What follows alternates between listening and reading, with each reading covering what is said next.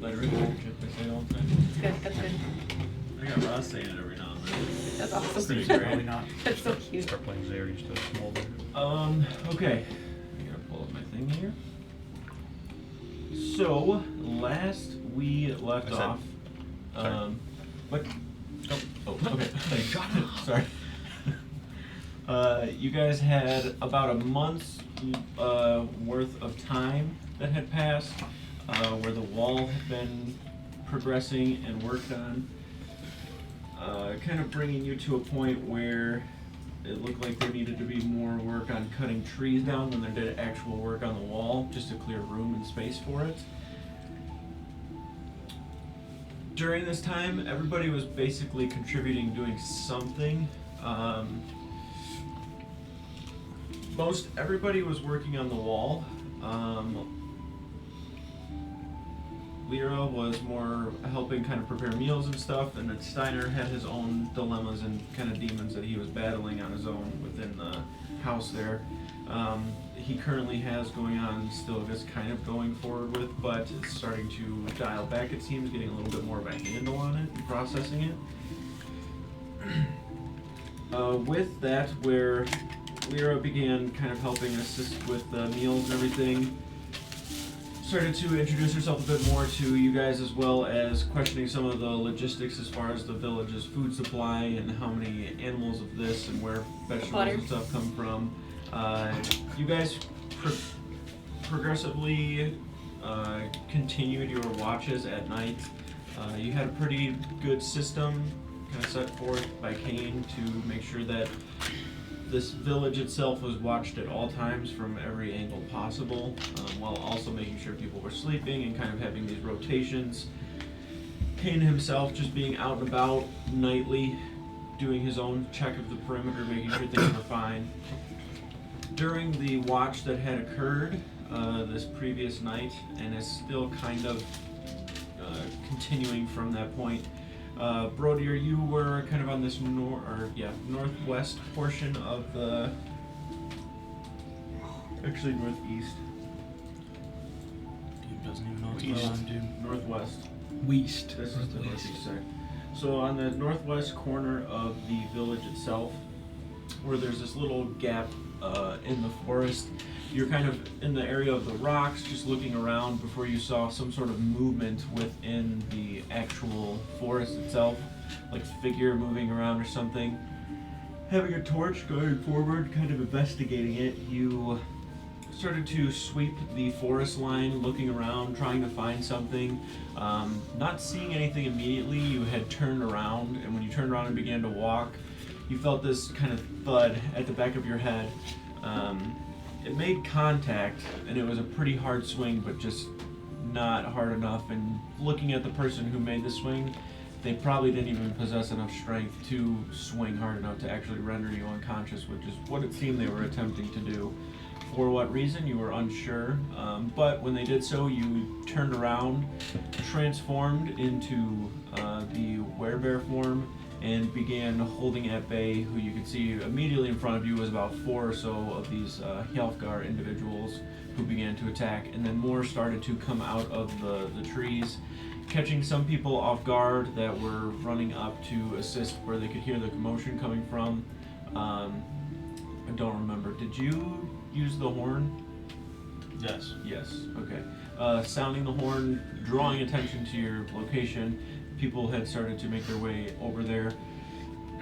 Several of the Hjalfgar, even when you initially transformed, took off into the tree line, kind of disappearing. While some were coming out, you're not sure if it was the same people that were just turning around and coming back, but the fight kind of ensued. Easy enough for some, a little more difficult for others. Gimdall kind of approached. Don't snap and look at me like that, dude. What do you mean by that? Gimdall approached, assisting in the fray. You got your first actual real glimpse at his How Kane do combat that fight prowess. after Gimdall showed up? I can't remember. 15 or so of these invaders within the village kind of approaching. You guys were able to make decent work of it. Nobody was killed in the fight itself. What do you mean by that? Ego. And at this point, was killed. the dust of like combat has basically settled. It is still dark outside. Doesn't look as. Just shut the fuck up. Whoa, it's dark now. Whoa! You guys, at this point, like I said, the dust is basically settled. It is still dark. It is getting a little bit more quiet. There's a lot of shuffling of feet. Like you can hear footfalls of people moving around, walking, whatever it may be. You don't see any rampant fires or problems that need to be kind of immediately dealt with, aside from the bodies of the kind of fallen invaders that are in front of you. Gimdall, as he's looking around, begins immediately delegating, kind of following the fight, sending everyone across the village, making sure there were no attacks from anywhere else, which you guys begin to do, just walking about. Although there were like no horns or anything that sounded anywhere else, he's just more or less, it seems, being cautious. At this point, he's also looked over at Kane and everyone else, as everyone kind of slowly begins to start to spread out.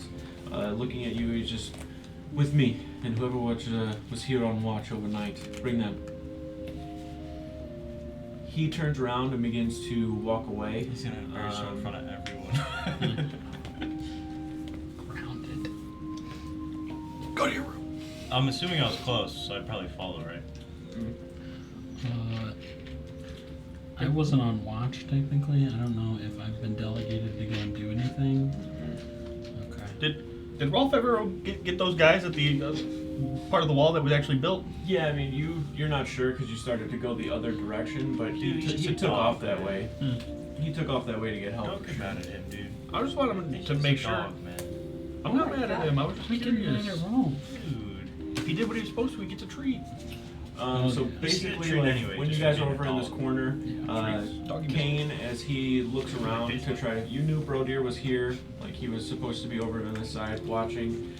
When you start to look, you kind of have a moment where you see him and he acknowledges it and begins to follow with you as you are following Gimdall. He begins walking toward the long hall. As they are going toward the long hall, is there anything you guys, the rest of you, would like to do? I'd like to go find Rolf. Okay. I'll probably. I don't know if I'll really walk with them, but just because my house is in the same direction, I'll probably follow behind whoever's headed to the long hall. I moved everybody from here, and now I'm just realizing that. We're all dead. It was a good campaign. Guess we're playing Cyberpunk. Let's go. Hell yeah! Delete it.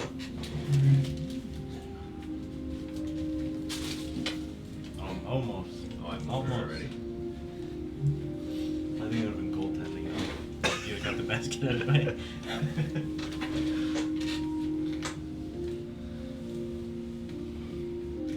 Okay, Lyra, for you, anything specifically you'd like to do after the...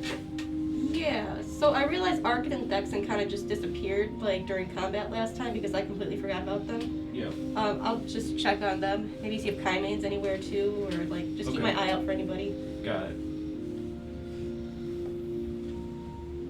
Alright, so you guys, those of you, so Kane and Brodir, as you're following Gimdall, you can see that he begins walking toward like the long hall itself. You're probably but like 2 paces or so behind him. During the walk from where the kind of battle had occurred on the northern part to out in front of like Sigrid's house, Gimdall says no words to you, but speaks to like villagers kind of along the way. You can see as he's like looking out, every time he sees somebody, he just kind of like looks over. You can see Torben standing there. Torben, how's some of the nomads in the farmhouses lower level until we have this wall up? They can pitch in wherever. We were attacked again, and I'm not sure it will be the last time. At that point, he looks over and he sees Kaimane, and he kind of just goes, "You! Aren't you supposed to be watching the west of the village?" And then at this point, Kaimane kind of, yes, but Elric is there now with Fulton. I'm looking for my sister. Have either of you seen her? Her name's Lyra. There's far too many new faces here, but I'm sure she's fine. Nobody's badly wounded. There was another attack.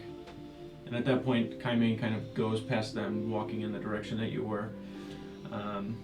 If I'm just behind them, I would just let him know that we yeah, did you can see him Lyra. like walk around. Yeah. That many. He's just kind of like moving in that Hi, direction. man. We did see back that way.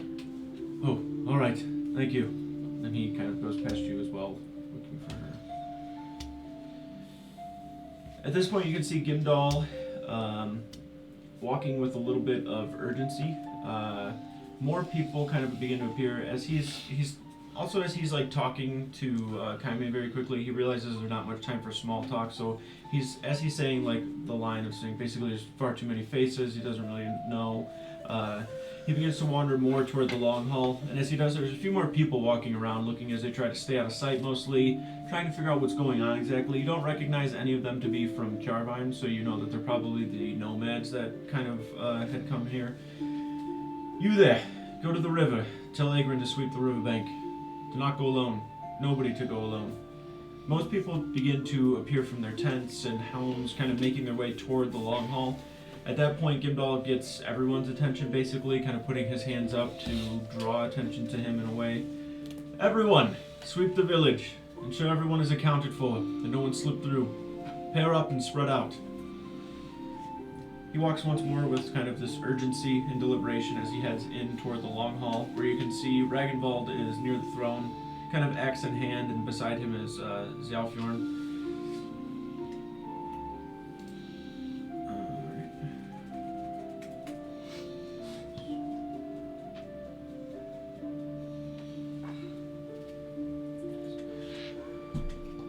He stands up as you guys kind of all enter. Gimdall. Lord, the invaders struck once more, but they have been dealt with. Some fled through the forest, I'm making sure nobody made it into the village. I was beginning to think that their first attack was merely a coincidence. There is something at work here for sure. Where did they attack from? At that point, Gimdall kind of looks back to see you and Kane kind of standing there, waiting for you to answer. The northeast side.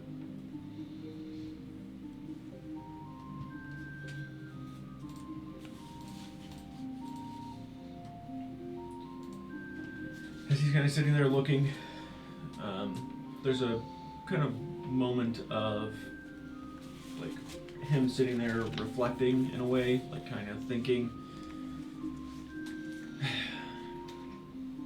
Can't take a full-on offensive approach, but we cannot just sit here and continue to just get attacked over and over again. Search the outskirts of the village, see if we can't find one of these Healthgar alive. If we can't, then we'll go from there, but let's do that for now.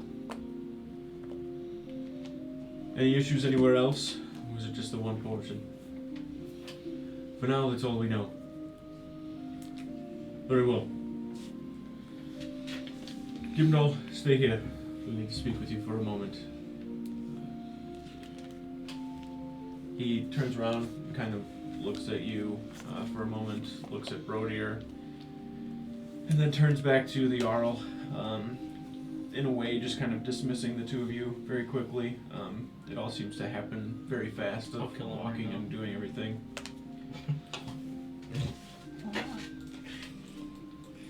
Looking at him. Lyra, for you, as you said, kind of like going to find them as they are also trying to find you, you can see all three of your siblings, Thexan, Arkin, and Kaimane, all begin to walk in your direction to where you kind of meet them from where you were on that kind of northwestern side of where it happened, like going across to where the farm basically is where you guys kind of all meet. You can see them actively kind of looking around and then spotting you and walking towards you to find you. Kaimane is kind of out in front. You can see Thexan and Arkin are also there, kind of a little bit more toward the back. You know that Tierney was back at the tents and everything, kind of staying by, waiting. Hold on, I got this twisted.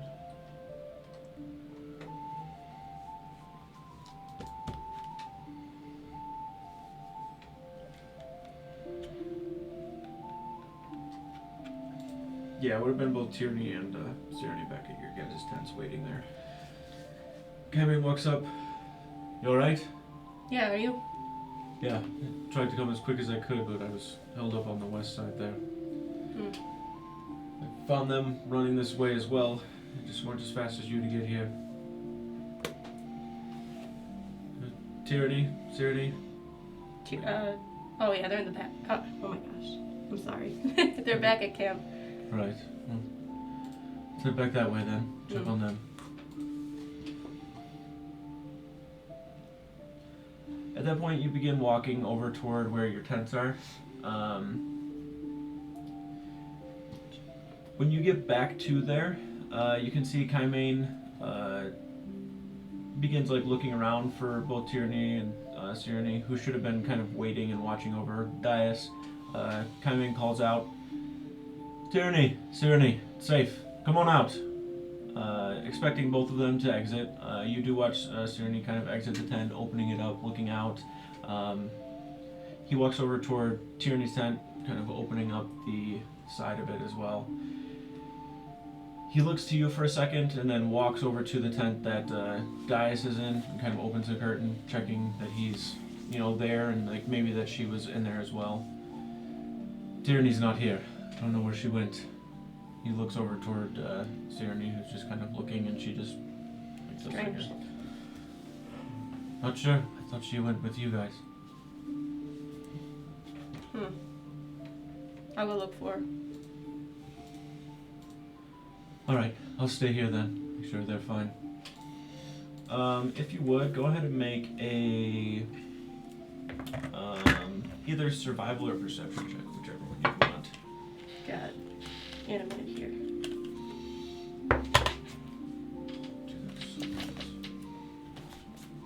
I felt it hit the side of my Tricky hand. Dude, that's not as cool. It's not. Snatched him out of the air, dude. Okay. Thanks. 18, and then I'll do I guess it doesn't really matter. Perception is 5. Okay. And I have like a little circle filled in. What does that mean? The +5 is just all of it. Yeah, It so means when you you have have that, it means you're proficiency. proficient. Oh, So you okay. add your proficiency bonus on top of whatever the associated score. So like if you're looking at your perception, which I believe is wisdom, it's in like the same block, right? So you would use your wisdom score as like the base part of it. Okay. So like you being proficient in it gives you that extra bonus on top of it. So then you add, like you said, the +5. Okay. So I'm assuming you have like a +2 to your wisdom normally? Yes. Yeah, because your proficiency bonus is +3. So 25. Okay, perfect. As you begin, What? 23. Okay, I was off. That's okay. Okay. Still above 20. Very as you begin like looking around, 23 to 25 gap. you can see that, like looking around the tents, the ground itself during this time of year is a lot softer than it would be like in the winter months or wherever. Even though it hasn't like rained or anything crazy, like the ground is still pretty impressionable, and you can see that when you start to look around in one area where you can see that there is a impression of a shoe print, and like looking at it too, and like the rolling like a 23, it's like a heavy impression, almost like somebody like took off running, and it looks like it kind of goes more or less like to that kind of western part of the village. So like from where your little tents are, you can see it like here in the ground, like off this back part of the tent, like going this way. Okay. You know that that's the route that you took as well, but it doesn't look like your like shoe print. Like you're confident that it's not yours. It's kind of smaller, even like I don't want to say the tread, but the shape of the shoe and everything is like it's not from you, and it does look like it was something that happened prior to you, or sorry, after you had left and kind of ran off.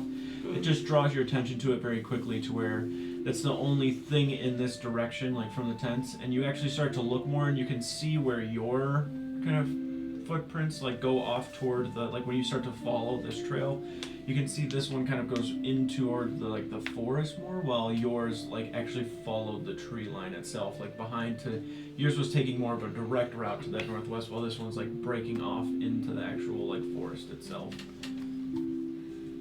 Okay. Can I follow the footprints, but like stealthily? Sure. Okay. Just Go ahead 'cause- and make a stealth check. Yeah. Oh, good. Wait, don't I have like? Can I like re-roll or? I think Or is that's that only only for your during combat? attacks. Oh, okay. Here, I'll check. Alright, thank you.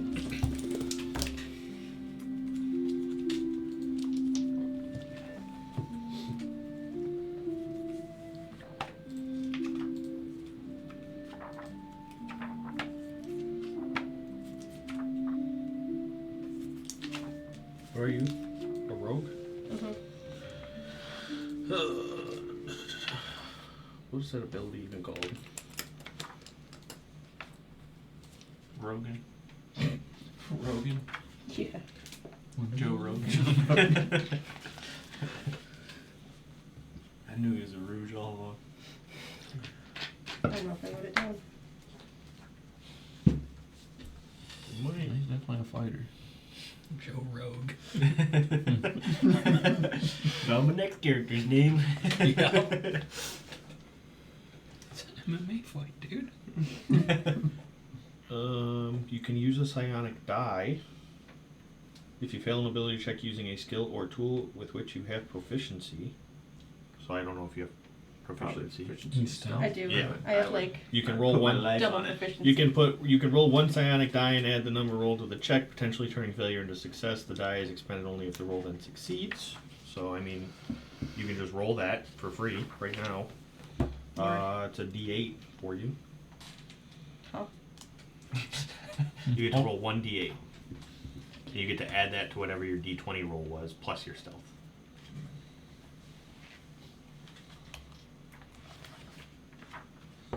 Embed the D8 in there? Yes. So what the?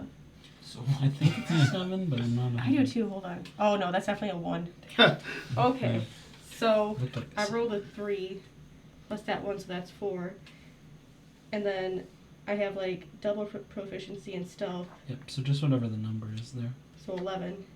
And then is it the proficiency bonus too, or? Yeah, that includes it in here. That includes the. Okay, so it's just 11 plus the 4. Yep. 15. okay. So rolling a 3, but it's still 15. So yeah, pretty solid. Classic Okay, rogue. Okay, so Thank you, everybody. you start to kind of like creep through the forest, like trying to follow the footprint, like off in whatever direction it may be. You can see the impressions are heavy basically the whole time. Like whoever's they were running very fast and not really trying to be quiet by any means. Like you can just tell by how deep the actual tracks in the ground are embedded that whoever it was in a full sprint.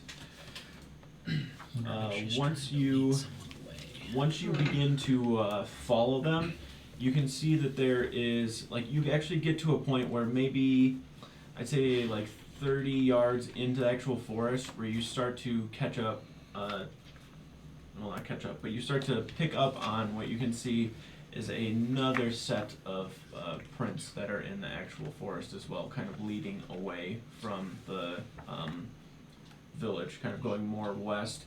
You start to realize that it's turning a little bit more toward the north as well, a little bit. It's not like anything like really stark of a different, like, sharp turn, but then you do actually notice a sharp turn at some point when you're watching it just gradually kind of going more north, before eventually you can see this like really sharp turn of both sets of tracks that are like going in one direction, to where you can see like this smaller set of boot prints that are following behind what appear to be a larger set of boot prints. You get to a point as well, if you would make another check for me, I would say investigation on this one.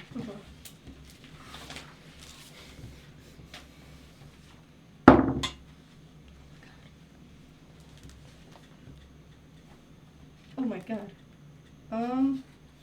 7. 7? Okay. You don't really pick up on a lot, but you can see like this one portion of where the ground is.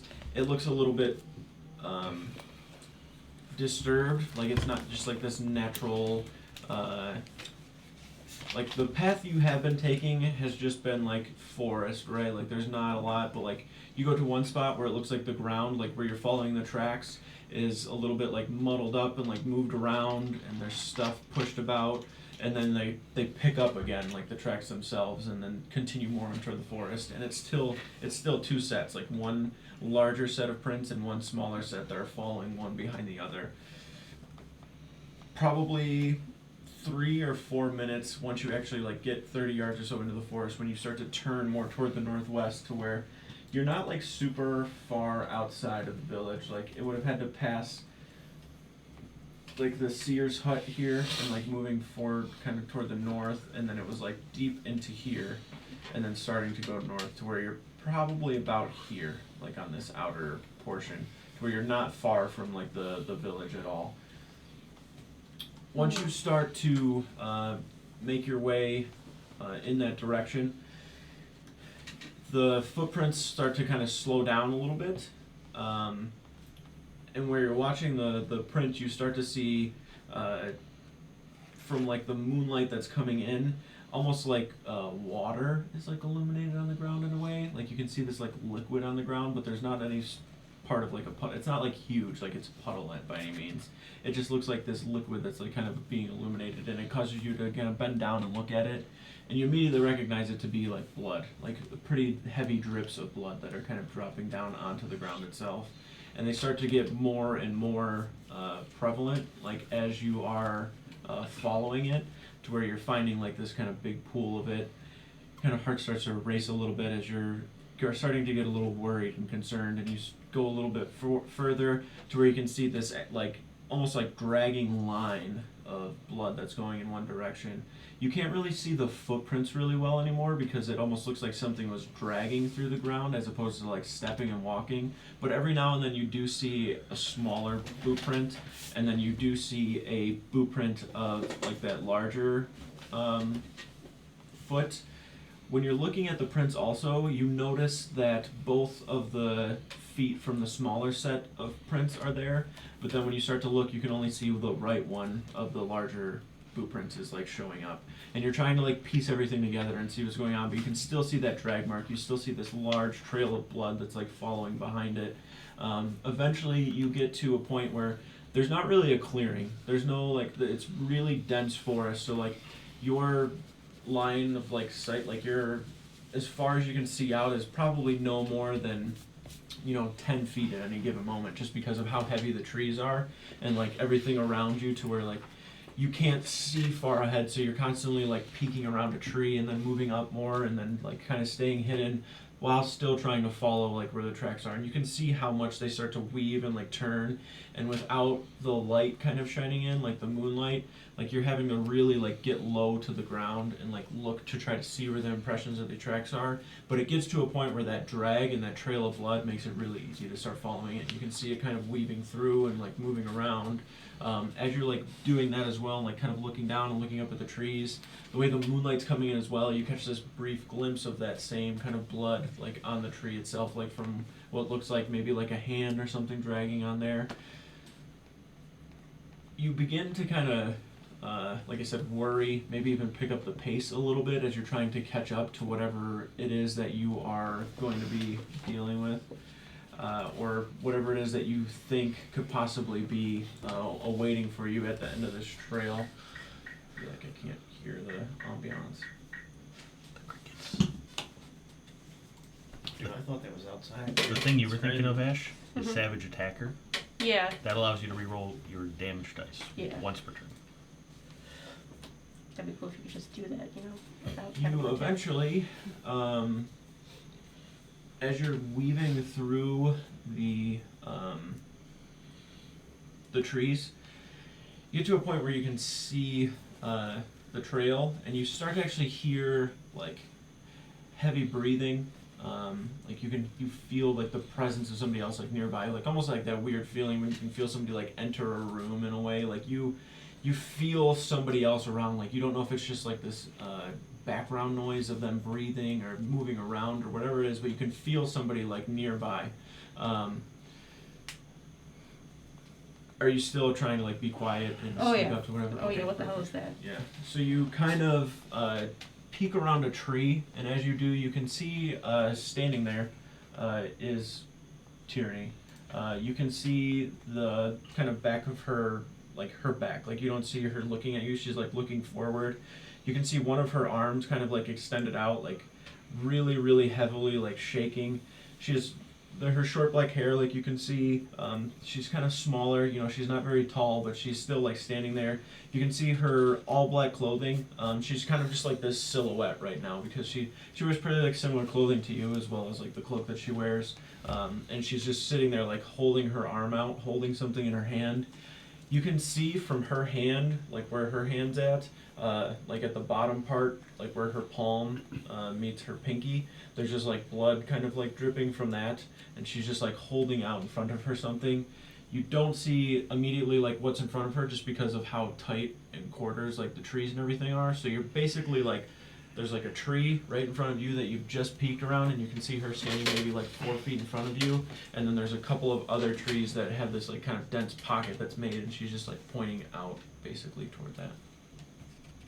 Can I sneak along the trees to get a better visual of what's in front of her? Yeah. Okay. I'm scared.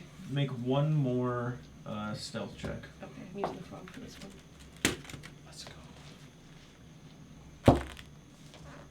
Super cocked. That's so cocked. Okay, That should I may- redo that or? Yeah, that may actually Okay. be the most cocked I've ever seen a dice. That's crazy.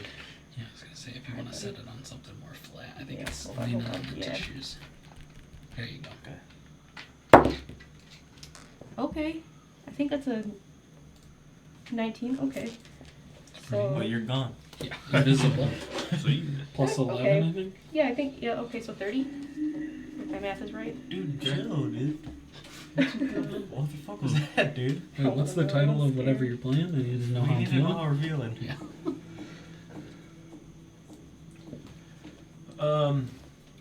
Sorry, what would you roll? 30. 30? 30. Jesus Christ. Fucking rogues. In a very fluent motion, you basically like get over to the other side of the tree that you were kind of looking at. If you were to step out straight from where you were, you wouldn't really have space to like not like bump into her because she's like almost backed up against the tree, like pointing out. Like you can almost feel her back like right there essentially to another tree that she's next to. So you're just basically weaving out of the trees as best as you can, and you actually can't like go over to the left of her to see. So you have to kind of go over toward the right side, and you kind of have to go back one tree and then up a couple to where you can see these pine trees, maybe like 4 or 5 of them. Almost make like this wall that she's basically pointing at, where you're like at the side of her essentially, as she's holding this dagger that you can see now, like from where you are, point out where the dagger itself is very heavily coated in blood, as she's holding her hand out toward it. You can see as she's pointing the dagger, it's kind of like down at the ground. You can see that she has blood, like I said, just very heavily covering her hand, and she's pointing downward to what you can see now as you begin to look is one of those Hjalfgar individuals laying kind of flat on the ground. He's got his hands like back behind him, and he's just like sitting there staring up at her essentially. Doesn't seem to be saying anything. He's just kind of like grunting. You can see as he's reaching down with his other hand, like holding his left leg, like reaching down like almost at the ankle. He's got it like pulled up to him, and he's basically holding that as his right leg's forward, and he's just looking up at her, waiting for her to do something, and she's literally just standing there staring at him, like her hand shaking. Okay. Can I try and calm her down? Get her attention. Just be like, "Hey, Tyranny." She's like sitting there staring as she hears you kind of talk. And then she like jumps really fast and then like snaps back over toward him. Is that you, Lyra? It is. You did well. I just saw him on the outside of the village, and I don't know. I don't know what happened. I just started to chase him. Well, it looks like you got him on his ass. I don't even know how what happened. It was just a blur. He turned around and stopped and just sliced out. I think I got his leg. I don't know what I hit. And he's just kind of staring up at her now. She's like holding the blade down at him, like shaking still. That blood yours? I don't think so. Alright. Can I like knock him out so we can take him in for questioning? Oh, you sure can. Cool. How would you like to do that? Well, I have just a standard dagger. Okay. So maybe just like, do one of those. Okay, just you want to hit him like the back of the head, front of the head, side, where you? Eyeball. All of them. I don't know. I've never knocked somebody out before, like in real life, so I don't know what like the best course of action is to not kill them. Also, Whatever you think. I don't know. Just like front of the head is fine. He might live. Okay. Okay, back of the head. Back of the head. Why'd you? Capital. Just roll shit. like to hit roll, just with advantage. Okay, so that was a 3. So I'm just gonna. Can do it. That was a 2. So That was a 3, so I'm just gonna roll a 2 now. The frog giveth and the frog taketh away. I don't know what to do. Just your attack bonus. Attack bonus. That is +8. +8, so 10. 10. Okay. So the first one that you take the end of it and just smack him in the forehead like as hard as you can, and he just like hits and he's like, "Ugh." And then He's got a like kind headache. of leans down like toward you a little bit. He doesn't seem to be knocked out. He just like you hit him in the head and then he like leans down as he's holding his leg too. Can I try again? Yep. Okay. Look at that, 19. I'm just gonna go with 19. Okay. Yeah. Yeah, that'll hit. As you hit him in that front of the head, like just let the and then you hit him again in the back of the head. You watch him just kind of like crumple. You can hear him kind of breathing like really heavy as he's leaning forward, kind of like, and then he's just knocked out right in front of you. Cool. All right, Tyranny, you think you can help me drag him back, or still a bit shaken She's up? still like holding the dagger. You might want to. like, Here, let me take that. I'm just gonna take yeah, that just for kind now. of grab it. Yeah. She like puts her hand down. You can see that she's kind of got like tears like coming down the sides of her face as she's like sitting here as well. Okay, I'll comfort her. Yeah. It's okay. And then maybe like rip a cloth from my cloak and Mhm. wipe her tears. Yeah. She kind of like wipes her face as well, and then just gets ready to try to help you. You just need to probably grab like an arm or a leg, probably an arm because the leg's bleeding, but grab an arm and you're both just dragging for the life of you, trying your best to do so. You get probably 20 feet before you realize how heavy the guy is. What's your strength score? Oh no. Probably better than mine. Oh no, it's not. No, that what you much wait? better. Where is it? Oh god. You're still stronger than me. Okay. And Probably that guy almost stronger than won me, a too. friggin' tournament. Yeah. Strength by So it's fist 8? so. 8? Yeah. Your strength score is 8, yeah. So you're really like between the two of you, and especially her, like she's like 5'3", like 100-something pounds. Like she's tiny, you're small. Like your guys are trying to pull her or pull him, and like as you're pulling, like I said, you get maybe like 20 feet through this dense forest and realize like you're probably not going to be able to drag him through here very proficiently. How far are we away from the village? About? It took So you it was like like 3 three minutes? or so minutes. To Okay. get here. Can I trust Tyranny to go back and find the way back too? If you think you can. I mean, she's a bit shooken up, but I don't want to leave her in the woods either. Okay, so I'm gonna risk it. Okay. I'll ask her, hey, do you think you could go back to Kaimane and get some help, get this guy to the village? Do you know how to get back to the village? It's okay if you don't. I'll just kill him right here. I think, yeah. I can. I'll do it. I can do it. I can do it. Are you sure? Yeah, I can do it. If not, it's okay. No, I'll do it. All It's right. like, if not, it's okay. I don't want to do this. So Right. This All guy right. just slowly going in. It's fine. It's fine. if you do it. She starts running back. You're sitting there for a while, kind of just like looking at the person in front of you, and you yourself start to kind of get a little bit like choked up thinking about the attack that happened on your village and like everything that you had kind of lost and all of the emotion kind of surrounding that, and you realize how she probably felt as well, and like all of the emotions and the adrenaline and everything amped up in her. So you start to realize what she was going through in a brief moment there before you kind of get lost in that thought and like that place, and you're sitting there like, you know, like twirling the dagger and like messing with it, thinking to yourself, you know, of, you know, even to yourself just thinking like, yeah, I could just kill him right now, you know. But then you, like I said, bringing him back for questioning is what you're more or less thinking about, and you're almost having to fight the urge to just kill him right here and now because of like the anger and everything that you're feeling. Contemplate it for a moment before you can hear the twigs and the shuffling of things behind you a few minutes later as Kaimane kind of approaches. Prior to that, for you two, Kane and Brodier, you guys being basically the closer, as well as you, Steiner, he probably would have seen you first, and then I'd imagine that you would have seen them and been like, yeah, like I'm not really gonna be able to carry anybody. So as you're walking back toward your house, you can see sprinting like through the tree line, like running up. You're kind of vigilant right now because of everything that happened, so you just kind of like snap over, and you can see running out is this kind of shorter human girl, kind of short black hair. She has on a dark black cloak. You've seen her like around, and you immediately kind of slow down a bit. She has just tears running down her face. Her right hand is like bloodied, like basically down to her elbow.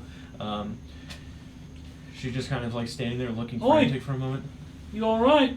I'm fine. My sister, she Lyra, my sister. Mm-hmm.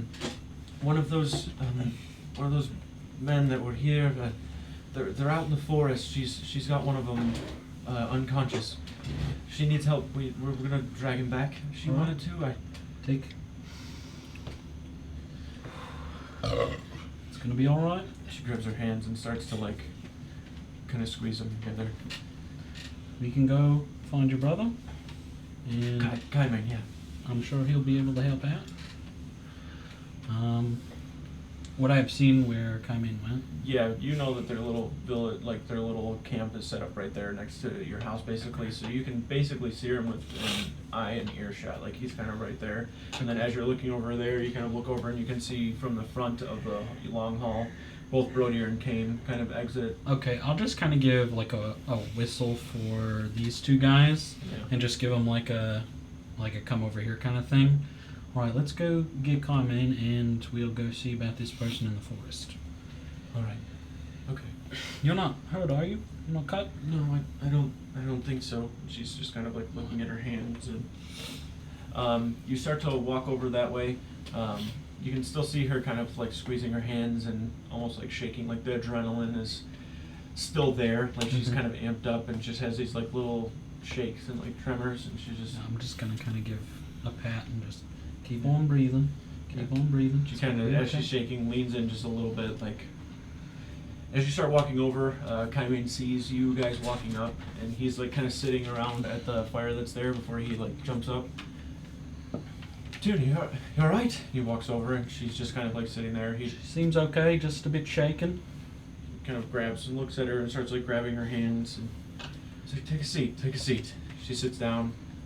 She doesn't seem to like really talk immediately. I think Lyra may have found one of the individuals who attacked and knocked them out in the woods. It seems maybe your sibling is a little shaken. All right. Well, I'm sure Lyra needs help. Daxon, Arkin, stay here. Watch over everything. Please. I'll stay with them if you would like. Yeah, if you would. Thank you. At We that don't- point, the two of you guys have walked up. I think we may have captured one of these attackers. Lyra needs some help. Where? Just in the woods, I believe north of my house a bit.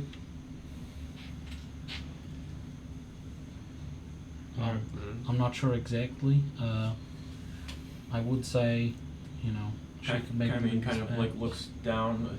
Lyra was following something when she left from over here originally. I don't know exactly where it's at though. If you guys want to make perception checks. Can I, since I'm right here as well, just give it a shot? Yeah. Just to help them kind of start the trail. I hope you see it, because fucking. I'm going to use my Tides of I Chaos got to give myself a natural one, it being a 2, so. I'm looking at the Natural moon one. still. Like, Rolls again? Equals right 15? now. 15? Okay. Oh, you said something? The two of them don't even start to look. Like, they're just, like, still, like, looking at her, like, trying to figure out I'm what like, happened exactly. Alright. And you look very kind of quickly, like, toward the outer side, and you can see a very obvious set of prints leading into the You don't forest. say obvious. It's like, Guys, there's an obvious set of prints right oh, that's what we were doing. Oh. Look, and yeah, did you forget that whole thing? No. You definitely tell Brodier seems a little, like, You off, alright? like his head kind of achy. Maybe I should just go with you guys. Probably not a bad idea. Okay. You youngins stay here. Alright. Alright. Are there any, is there anybody else patrolling nearby? Falden is on that side as well as Elrin, who is, I don't need Fulton. That's fine. That guy's a fucking I'm just gonna guy. holler for Falden! there's one. Oh, hey. Keep an eye on them, please. Sure. And then you guys eventually follow that trail. You do see the same things that Lyra saw. You guys have a bit of urgency with you as well. It's the three of you and Kaimane kind of pushing in through the forest. It's tight in some spots. You have to like really move through some brush and things here and there. But you eventually do, as I said, walk over, and Lyra is kind of standing there looking down at this unconscious and bleeding Hjalfgar individual. You see the four of them coming through the trees. Kaimane makes his way out kind of second. You can see Steiner makes his way through first, and then there's just this little tight space that you guys are kind of all in, but you do see Lyra standing there, and then in front of her, kind of slumped over, one of the individuals. You alright? Yep, Tierney got this one. She's a bit shooken up. But, Seemed like it. yeah, figured we'd take this one back for questioning. Okay. Well, we could kill him here. Probably not. Yeah, he did come all this way. I'll probably Take him just back. grab him and put him on my shoulders. Oh, jeez, okay. Okay. That's what I happens could when you do have that 20 too. strength for it. What's the rule? It's 20 pounds per point in strength or something like You that? multiply by something. Yeah, 15 times your strength Oh, score. 15, not 20. Oh, Yeah. yeah. So, yeah. Wow, I'm weak. Also, the thing that makes it so I can carry even more. I could it's carry a doubles. hot 90 pounds. What's 7 times 15? I can barely carry the gear. in here. 105.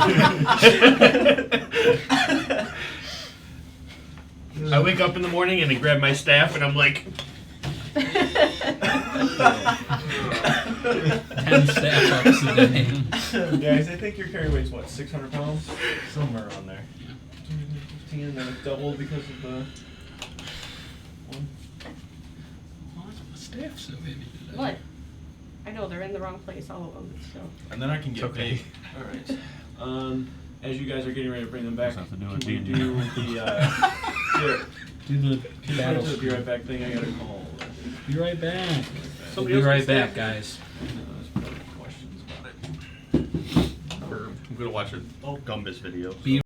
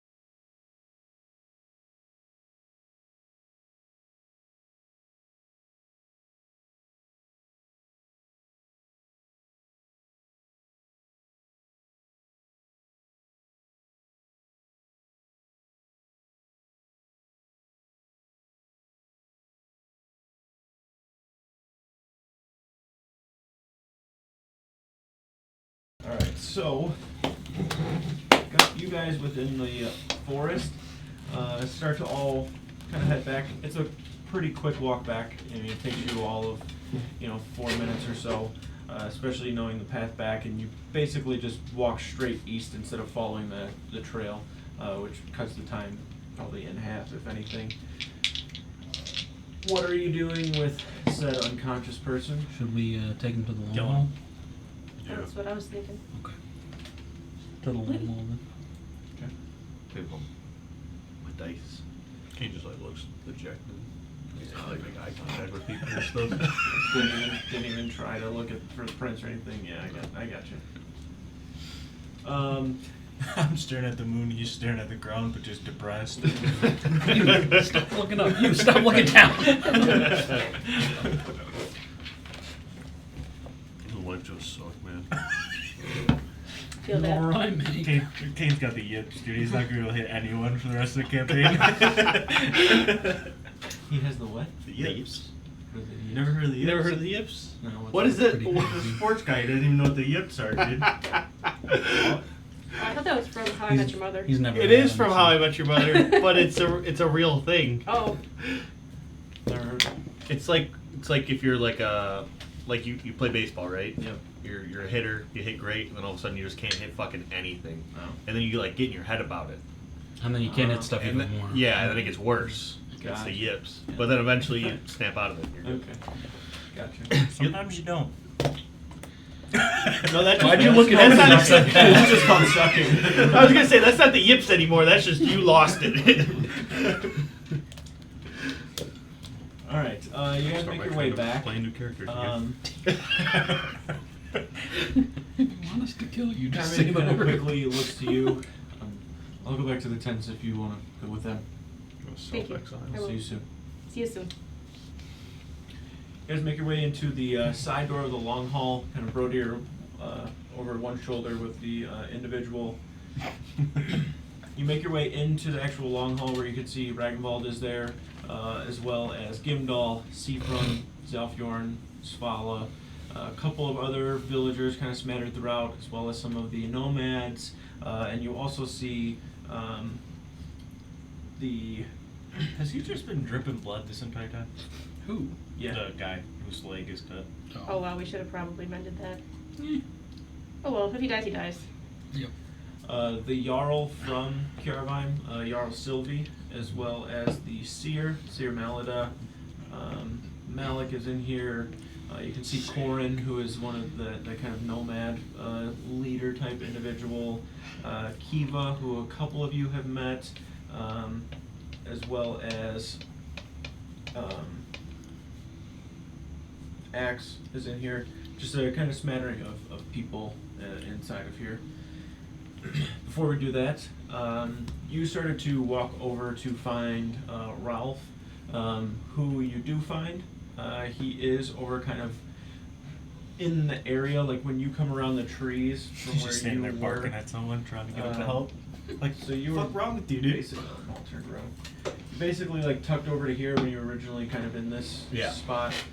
Once you come around the tree here, you can see on the ground like he's like sniffing the ground, and then behind him you see Seafrum, as well as so this is prior to them going in the woods, like the timeline's left. So Seafrum's over there, as well as Malik and Kiva, the three of them kind of Mhm. walking, like following him, like weapons kind of out, ready to go. They kind of start smell like he's on the ground, and then as you kind of turn around the corner, like he runs into you basically, like he starts running once he gets close enough, and then like jumps up and puts his paws like up He's onto your attacking. chest. Yeah. And you kind of like catch him for a moment, and then he goes back down. Seafrum comes around the corner. He's like, what's going on? We were attacked again. He looks behind you to see like the 15 bodies basically that are littered all throughout. Said that was all me. Shit. Yeah, I sent Ralph to go find some help, and Found us. we made quick work of him. So Good work. He wouldn't stop barking until we started following him. I'll reach down, pat his head. Good boy. Yeah, he just like starts like. Yeah, I think You do a dog really good. I think everyone's getting ready to meet over at the Long Hall. That dog? I just wanted to see if he actually made his way over to find other people and make sure everything was good this way. Kiva kind of leans down, pets him on his side, and then pats him, and then she kind of starts to walk that way, as well as Seafram kind of moving, and you kind of follow as well. Is everyone all right? Anybody hurt? As far as I know, I don't think anybody got hurt on our end. Same people? Looks like it. Great. I don't think they were ready to fight us this time, though. They were kind of looking at us through the woods, kind of trying to hide a little bit, and we caught them off guard before they were ready. We'll see what's next. Making your way back to the Long Hall. While you're in there, kind of in a period of waiting, it's probably 10 or so minutes, you can hear...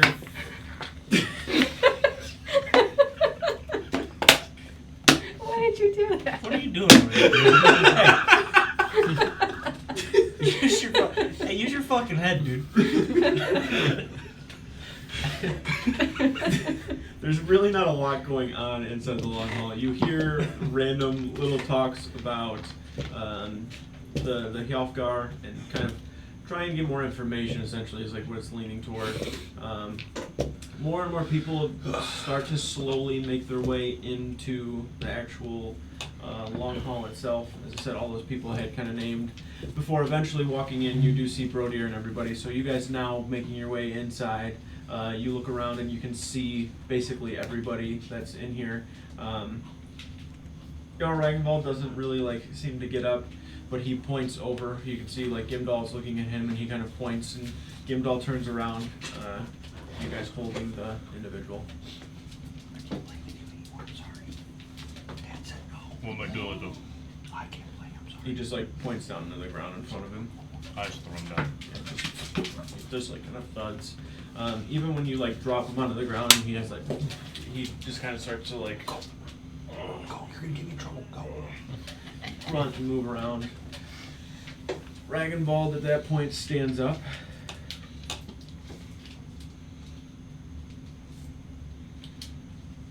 trying to put everybody in there instead of where I put them originally. Me too. But as he stands up, he moves a little closer. The individual you can see is kind of reaching down toward their leg, to grab their. What you can see, when you started to look, especially now in the light of the fire, the back of his Achilles basically looks like it got cut. Not 100% sure how, but he's sitting kind of holding it. Thought your Achilles on time. As he's sitting there, kind of reaching, he's still a little bit groggy, kind of out of it, trying to open his eyes. He's laying on his side, essentially. He doesn't seem to be cut up or tore up much, but he is kind of in a bad way right now. He doesn't seem like he's gonna die by any means, but he's bleeding pretty good from that wound on his ankle. Can I just do would I know? I don't know. Is it necessary to bandage it or tourniquet it or anything? It doesn't seem like it's bleeding enough for a tourniquet, but even just a little bandage on it to keep the blood from going everywhere probably wouldn't hurt. Oh, I think I'll just wait and see what they say before I. Okay. Oh, fucking jam a finger in there, dude. Tell us everything you know, bitch! Once he starts Get your to finger out of me. kind of come to, Ragnvald walking up, kind of looking down at Get him. to dinner first. What is your name, boy? Kind of looking up. Yarvin. Who is your Jarl? What do you want? Stoic, doesn't say anything. How many of you are there? At this point, he's kind of got up to a knee on one side, to where the leg that's affected is kind of back behind him, and he's holding it while he's got one foot on the ground, kind of sitting there. He tries to get any higher, I'm kicking him down. Okay. Where is your village? You can see he starts asking all these questions. The Hjalfgar individual is still stoic. does attempt to like push up on that knee a little bit to where he'd be like standing almost. Yeah, no, I'll push him down. And as he goes to do that, you watch like a kick or a push. What is it? Kick. A kick. Fuck you, He dude. goes to do that. Rodir standing pretty close, just gives a swift like kick to the chest, causing him to like. And then there's like this. Maybe I should have kicked him down. And then he's No, laying you over should. there, You should. kind of like laying down on his back. As he's asking all the questions, he hasn't seemed to like look up at the Jarl at any point. Even when he's on the ground, he's kind of like looking over to the side. After you kind of kick him in the chest and kind of knock him down, Ragnvald looks at Gimdall and then kind of gives like a little bit of a nod. At that point, Gimdall kind of reaches down, grabbing at the chest of the individual, kind of picking him up a little bit, and then grabbing his chin, and then forcing him to look up over toward Ragnvald. You will look at Jarl Ragnvald when you are spoken to. At that point, you kind of hear this muffled, like speaking kind of coming from the Yelfgar individual. There is nowhere that the sheep can hide from the wolf. Answer me. How many of you are there? Who is your Jarl? What is it that you want? Silence. Answer me, or face pain you cannot imagine. The wolf does not fear the sheep. There is nowhere the sheep can hide from the wolf. He starts to like kind of look around. You are all food. Your lives belong to Dekul. I'm here as a messenger, captured by his will. I will serve my purpose. You will all die by the bite of the wolf. You are all nothing. You will be nothing when the Helfgar come. You will never be safe. The wolf. Enough! Gimdall at that point just kind of shoves him back kind of down onto the ground, him plummeting backwards. Ragnvald begins to walk over and stand toward him, kind of looking down at him, stoic. I will give you but one last chance, Yarvin. How many of you are there? Silence. He kind of grits his teeth as he's looking up at him. Where's your village? Camp? Or people? Nothing. Silence. Who are your Jarl? What do you want? Again. Nothing. Silence. I can't get his mojo back, dude. Very well. You will not reach Valhalla. You will be subject to the Blood Eagle. Pick him up.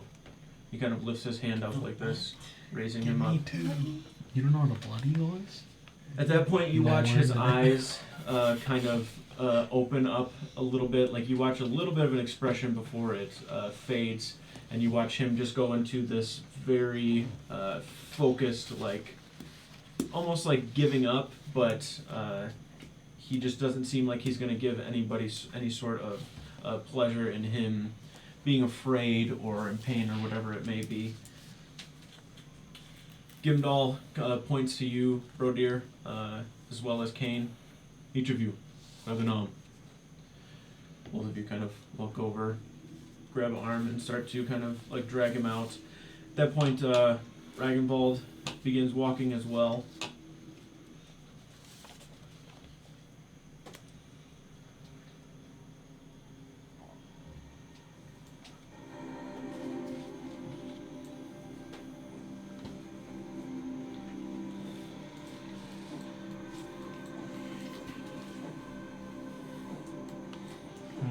I really don't know what mood I'm feeling. Can you pull the song? Nope. I'm feeling nope right now. You could probably Shazam it. Really getting into it right now. I just don't know. Dragging him out. At that point, Ragnvald gets out in front of you guys, and you begin following him as you're dragging out this individual into the village itself. You have this kind of random platform that's out by the river. You can see as you start kind of walking toward it, you get up to it, and like I said, it's just this platform. you watch as a couple of people begin to start making preparations for this. As the individual is just brought up, you guys drag up these kind of steps to the side and put him up into the center of the platform, where he's basically on both knees, just kind of like leaning back. He's still putting his hand on that wound that you can see his hand itself just has blood like all over it, kind of down to the elbow. He's sitting there. He seems to be a little bit paler. He has on this like wolf kind of head covering that's kind of sitting pretty tight to his head. Gimdall walks over and like takes a blade and like cuts around the edges of it to like take it off, and then he just like throws it down at his feet, like area, like at his knees, kind of just chucks it down. And as Gimdall's kind of pointing over, you guys can see as you set him down, you guys leave the platform and kind of walk out toward the front, where you can see Ragnvald is just kind of like sitting there, staring, kind of talking out toward everybody. That you can see everybody seems to have started to gather as there was this kind of procession of you guys walking down the middle of the village, to where basically the whole village has gathered, aside from those who are on the watch or keeping to the watch. You can see Helmand is helping prepare whatever it is that needs to be prepared. It basically, what you can see right now is just 4 posts that are being put up and a bunch of ropes getting tied onto those, and then there's these like hooks that are being fashioned at the end of the rope as well. Look over Ragnvald before he begins addressing everybody. It's relatively close to the forge. He takes his axe out of the side of his kind of where he keeps it in like one of those like loops, kind of on his waistline. And takes the axe out and hands it over toward Kane. Sharpen this well for me. Hands it to you, and then you just kind of make your way over to your forge. As you're kind of over there, you can still see in the distance. You guys, as you're looking up at the stage, you see the platform that he's standing upon. It's basically him. Gimdall's back over to the side, and you're watching these posts get kind of like put up and then anchored into the actual platform itself, like one after the other. You can see somebody kind of going up on a ladder and tying the rope down and like letting it come down. In the background, you see these kind of sparks that are flying from where Kane is sitting there sharpening the axe.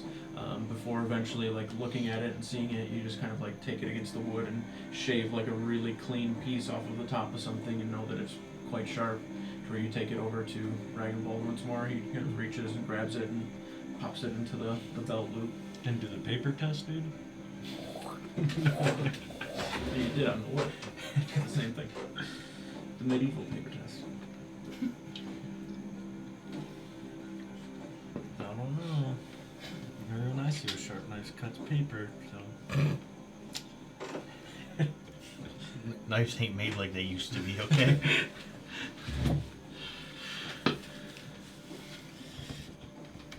Oh.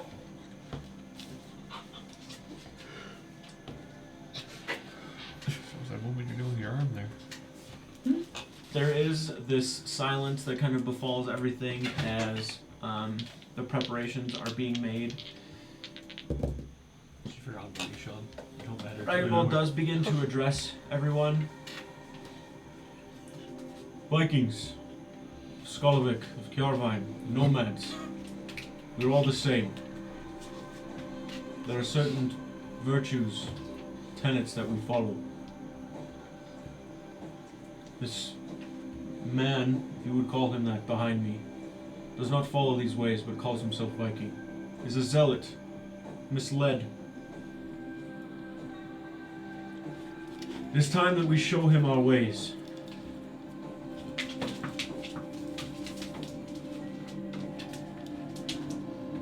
They have done nothing but terrorized us for months now. They have burned homes of people you have come to call friends. They have killed children, women, innocents. He will face the Blood Eagle. As you all know, if he dies prior to the Blood Eagle being completed, he will not reach Valhalla, as he will not be worthy and strong enough for doing so. The ropes. He starts to walk behind him. You should just like look it up.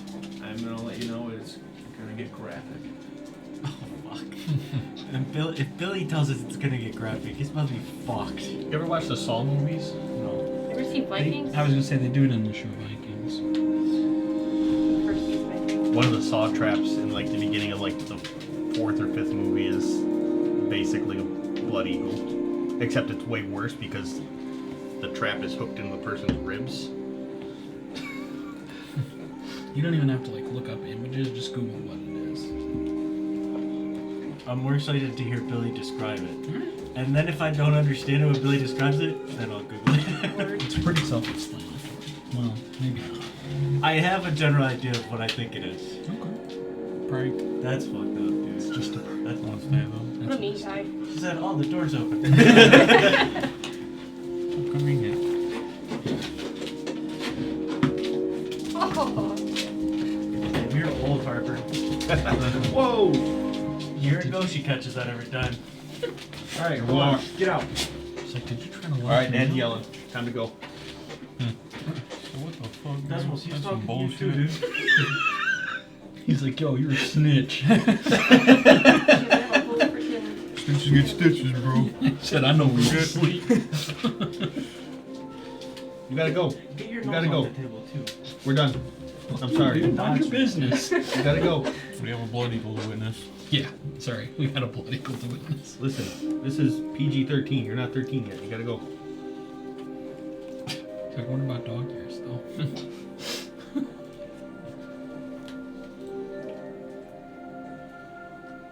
Said I'm locked in. You have no idea. Oh, she slipped.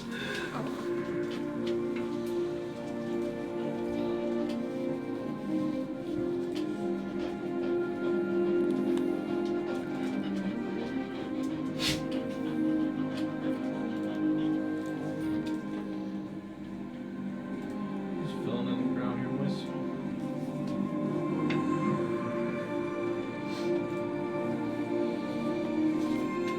I can't believe you built the mechanism in the game. Yeah. Pretty sick. Look at that crowd. It's gonna blood eagle the guy and everything. Yeah. He's got animations in there for it.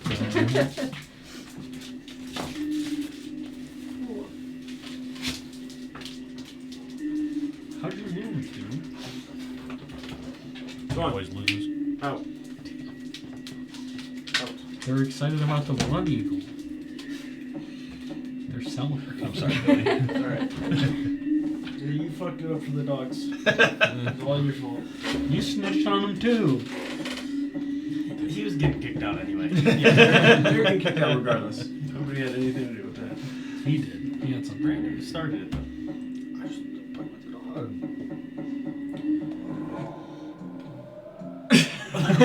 I thought you were gonna talk as soon as it happened. I was like, damn, Billy timed that and everything. Not that good, I guess.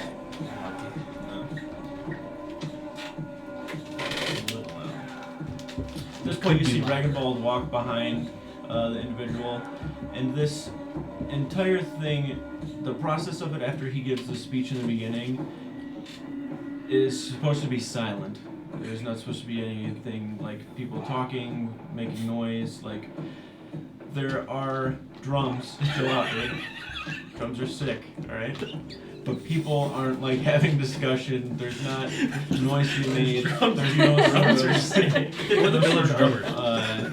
I'll go. speech or anything. I gotta listen to performance. You watch Ragabald as he gets behind the individual who you can now see is, like I said, kneeling down onto the ground. This platform that's here, you can see these ropes that are kind of like dangling from these posts that are up in the air. These large kind of like fish hooks coming off the end of each one. You watch the first two ropes that are kind of taken off on the front parts actually just wrap around the arms, like each arm, and then once it gets to the end, you watch as he takes the hook as he's standing in front and just starts to like slowly bury it into the shoulder and then pull on the rope a little bit to get it taut to where it like pulls to one side, Then he does the same thing where he snakes it up the other arm, and then once the hook gets to the shoulder, digs it into the shoulder, and then pulls it taut, and then ties it kind of onto the bottom part to where he's just kind of like leaning forward like this. And he's in such a position too where it's tight where like he can't even right now stand up or push or like pull away like any Stands up movement and he kick him causes. Yeah, right. Just kick him, his shoulders come clean off. The other two hooks, you can see that he pulls them from like behind, like where he's at. Like Dragon Ball grabs one, kind of drags it over, reaches over and grabs the other one, and then drapes them over the front part of his chest where they're just kind of like sitting there, almost like he's prepping them. He lifts up the axe. As he lifts the axe up, the drums and everything kind of stop for a moment. And then as he goes to like bring it back down, they pick up once more. And he takes the axe and you can just see him dragging it across the back. And you can see him doing it with such force that it's actually like cutting into skin and like meat. And he's like pulling down. You see the guy in the front like just gritting his teeth, like trying his best not to make any noise. Squeezing and kind of biting his jaw. You can almost see like him losing color in his face from how hard he's clenching his teeth. As he takes and kind of begins to slice down with the axe, you watch him take the axe and kind of set it like into that belt loop, and then take his fingers into the parts of the skin that he has cut and start to kind of almost like pull and like drag across it each one that he does. And he's like moving his fingers inside along the spine essentially. Goes into the axe once more, lifting it up again. And then he takes one swing down. You hear this loud like crunching noise as the axe meets the point where the ribs meet the spine on the top one. Does it to the one side. Does it to the other side. You see the guy in the front is just like he's like in and out of it. His eyes are closing and opening. He continues each side, each rib. Cutting away every time, going down at least 5 or so of them. And then you watch him once more put the belt loop inside. Starts after he cuts away a little bit more, reaches in and then grabs. You see him start at the top and grab the ribs and then snap them out to where they're sitting there. So you can see the bones like from where you are sticking out at the top side. Kind of almost like he's making this basket in a way, where every time he snaps and breaks a rib out, he puts it in such a way that it's just kind of like sitting there off of the back, kind of curled. Takes the axe as you can see him reaching in and like pulling at one, and you watch the guy that's sitting there is like, he takes the axe once more and does another as he hits one of the ribs that were a little bit taut in there, pulling it back to where you can now see at least 5 sets of them are making this basket essentially on the back part of his body. You watch him carve away at a little bit of what looks like flesh and meat. You can see the individual still there, gritting his teeth, like trying not to scream as best as he can. He basically goes like unconscious for a moment before coming back to when the digging and everything begins to occur again. And you watch as he reaches in with 2 hands like into the back side of his body and then pulls out what you can see is this large kind of deep red fleshy bit of meat that he's holding.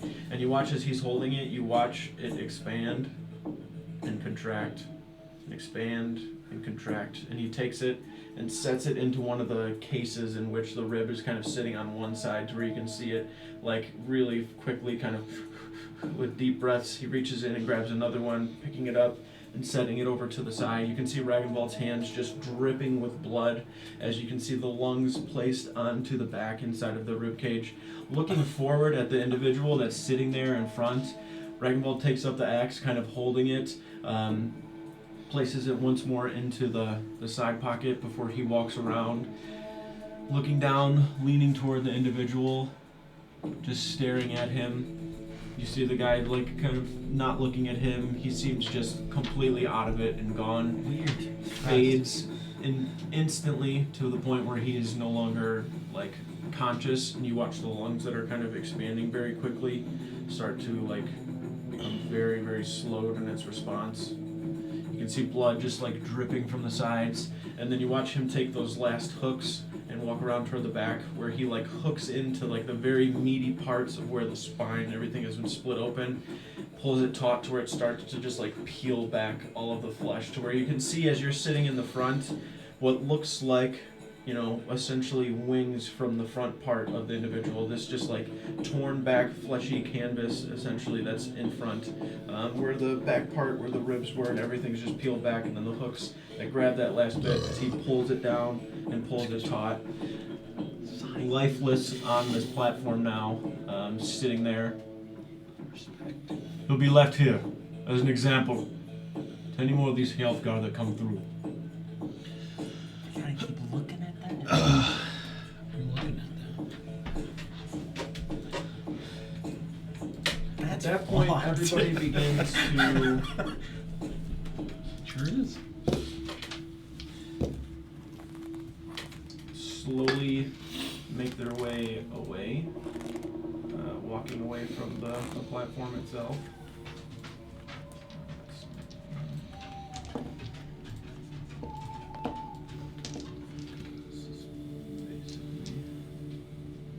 There you go. There's a picture for you.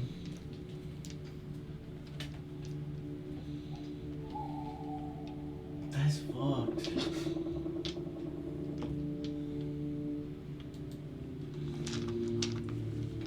There's some of them that are pretty wild. Some of them are pretty wild. Like Some of like them. that's not fucking. That one was like a normal one though. Yeah, that one's Because you're average every day. That's just like an everyday. This one I think is kind of worse in my opinion because they're like dangling, but they also don't look like they were alive. That kind of when it looks like happened. that guy. He's got one leg. It's like a leg and a half.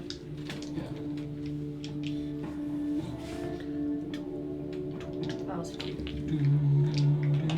The one in Saw is like a reverse. They do it from the front. Oh. You do watch after Ragmold says that and takes the axe and everyone's kind of spreading out. He goes to his chest essentially, where he kind of pulls away all of the clothing and everything, and begins to draw a symbol in it into his chest, which is essentially just like a symbol of Yigdin, which is kind of in the shape of like an eagle, but nothing of it has like the qualities or characteristics of one. There's basically just runes that kind of go down the center, and then at an angle there's like these lines that have some runic stuff coming off of that, as well as like this tail portion of it, but he just carves it into the chest, essentially signifying the finishing of the Blood Eagle.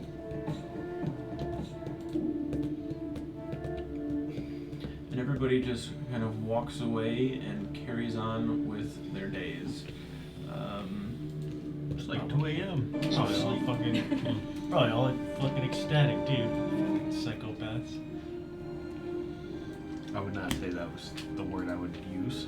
I was fucking sick. Yeah, that's It's another Tuesday. Let's go! I'm sitting here like, oh yeah! It was What really hard to happened? get through that whole explanation with Jared's face. It's just like, Oh. Okay.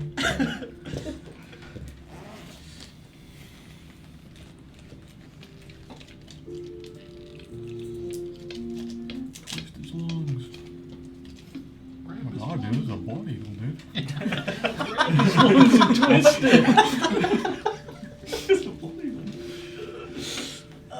Okay. Is there anything you guys would like to do prior to sleeping for the night? 100% sleeping. Yeah. It's been a long day. I want to do something in the morning, but Okay. Okay. All right. You all find rest. Lyra, if you could for me,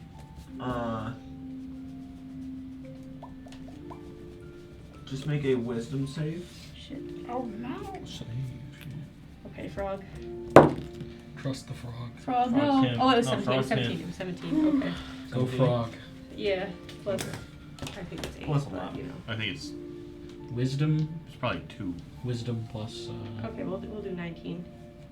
Maybe not plus anything. Because it's Frogs the. is Well, Dex. I think no, Dex and intelligence. So just your Weird. 3. Is it proficiency? just or- your wisdom score, I think. Yeah. It doesn't look like you're proficient. Yeah, I in think- wisdom save. So plus 2 to whatever you rolled. Okay, so yeah, 19. Thank you. 19. Was I right See. about it being intelligence Dex? What? The two. A wisdom save? No, his proficiencies, rogues. Oh, Or they're- I think you're right. Pretty sure it's intelligence and dex. yeah. I'm like that. I'm so You're like something. He said he's like that like 17 times in the past 12 hours. Yeah. Just like that, dude. Huh? Jerry, pull up the stream on that. From Discord. Look like a dog. Pull up the stream. We're getting attacked again. Alright, in the morning, other than Bro Deer, is there anything anybody wants to do? Just want to chill. I think I'd probably just be doing my normal stuff. Probably check on Tyranny too. I'd probably be outside, like, watering my plants, but that's about it. Same old, same old. Yeah, cooking as well. Perfect. Okay, so at night, once everybody begins to find rest, let me give me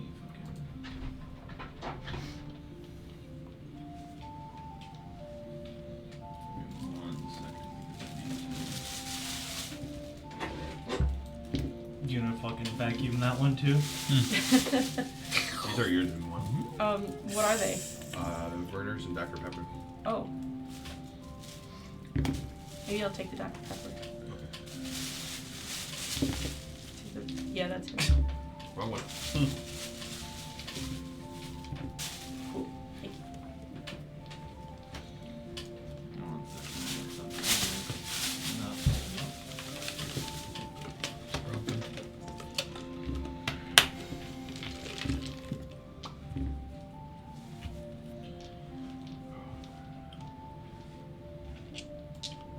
Okay.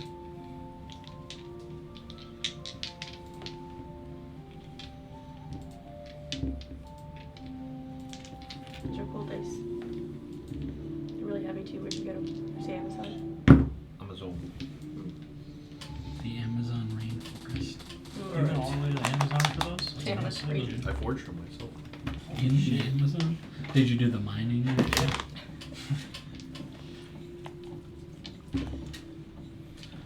Lyra, as you are sleeping, you find rest like easy enough, but it seems that once you have like fallen asleep, you find yourself struggling to like kind of stay asleep. You keep having these nightmares. The nightmares are revolved around the same thing, and you've had them kind of recurring pretty frequently ever since you guys had left your home. You can see the flames within your village, within Caravine. You see the flames running up the sides of the walls. You can see these kind of wolf cape hooded individuals who you've come to learn are referred to as the Hjalfgar, just storming through the village. In your nightmares, you're always just standing in the middle of the village, like surrounded by a couple of buildings with flames rolling up the sides, and you have them just kind of like charging at you, and it's like you're frozen and you can't move, you can't like act, you can't do anything, and then it's like the moment that they reach you with their blades up or whatever it is, like the second before something is going to happen, you kind of wake up in a little bit of a cold sweat, and it seems to like recur. You're able to with the wisdom save, like fight any sort of detriment it may be giving you as far as like your sleep or like bothering you or like, keeping you focused with things.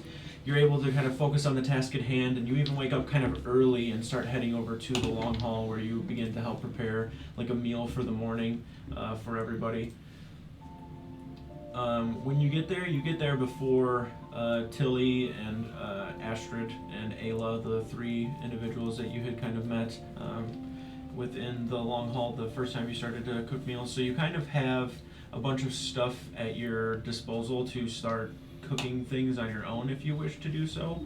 There's a lot of eggs, there's a lot of potatoes, there's a lot of random like kind of vegetables like tomatoes, some like kind of zucchini type, gourd type vegetables. So like basically whatever you wanted to with those things, like try to start to cook something, you could. Okay. Can I maybe, I don't know, because like butter would be cool. But We have one dairy cow. I'll check in on that later, I guess. I don't know. I'll make Get a some, second like one. a big old pot of like diced potatoes and like Okay. probably some like zucchini. Roll that up and then like add some egg into it too. But towards the end, obviously, because you don't want, cold egg. But Perfect. yeah, that'll do. We have spices, I understand. So, Probably some salt, just salt, no pepper. I don't know. Might be pepper. We don't fuck with pepper. I don't know. I don't know if our village had pepper or not. Alright, We don't figure it even out keep too. mayonnaise, you know. You can't even like make butter, so Mayonnaise too spicy.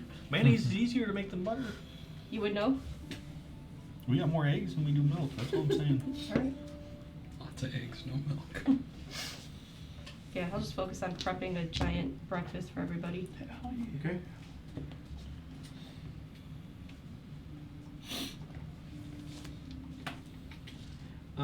You took the chef feat, correct?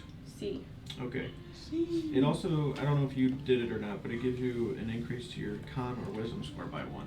Oh, I think I did wisdom. Yeah, Okay, so you did do that? Yeah. I just didn't send over my sheet, I'm sorry. Oh, we sent them the updated one. Did we? Yeah. Oh, okay. Oh, we just didn't put it in I here, haven't printed is what it, it was, yeah. yeah. Actually, what is your wisdom score? Oh, hold on, I just opened my Dr. Pepper. Took my We- glasses off. We might have put it in con if one of them was only 1 point off. What'd you ask again? Wisdom score. Wisdom score is 14. Con score? Con score is 18. I remember that. See, We'll have to look. Oh, maybe I did do Calm con. down. Now that I think about it, because Calm that was down. pretty close. Yeah. Yeah, I think I did con. I don't know. Nails without any milk, dude. You did it though, I remember. Yeah, yeah. I'm really I'm so sorry. about this Oh, you can leave it there. I'll stop it from falling. For the rest of the session, like, Just while it's sitting there open. That'd be kind of funny. Okay, so with the chef feat, since Lyra's like cooking food every day, you will basically each be able to have these basically like bolstering treats, but I'm just treating it as like food, whatever it is. You can use a bonus action to eat one of the food items, and you gain temporary hit points equal to her proficiency bonus. To her proficiency bonus? Mm-hmm. so treat, You said temp HP? Yes. treat HP. Basically, anytime that you would cook a meal, you would have it for the day to be able to use that. You planning on fighting today? Oh, Now I am. I'm not ready. You are? Fight my demons. Same, Whoa. brother, same.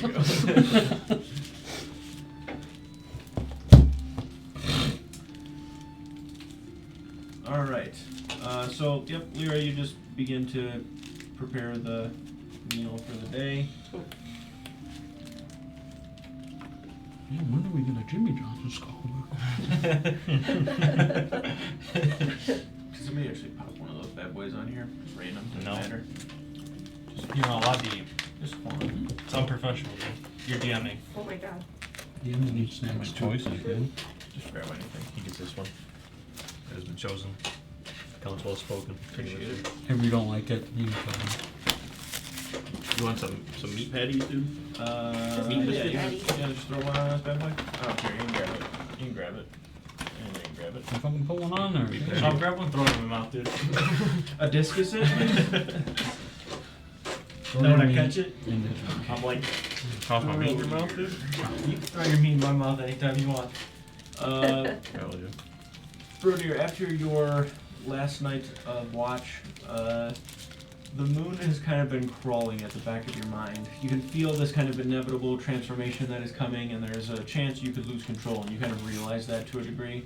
You've already made preparations to have Kane build the cage for you, and you know that he likely started it, but you're unsure if in the chaos of everything if he actually finished it or not, because essentially it was the cage that you guys already had, and he was more or less reinforcing some things on it.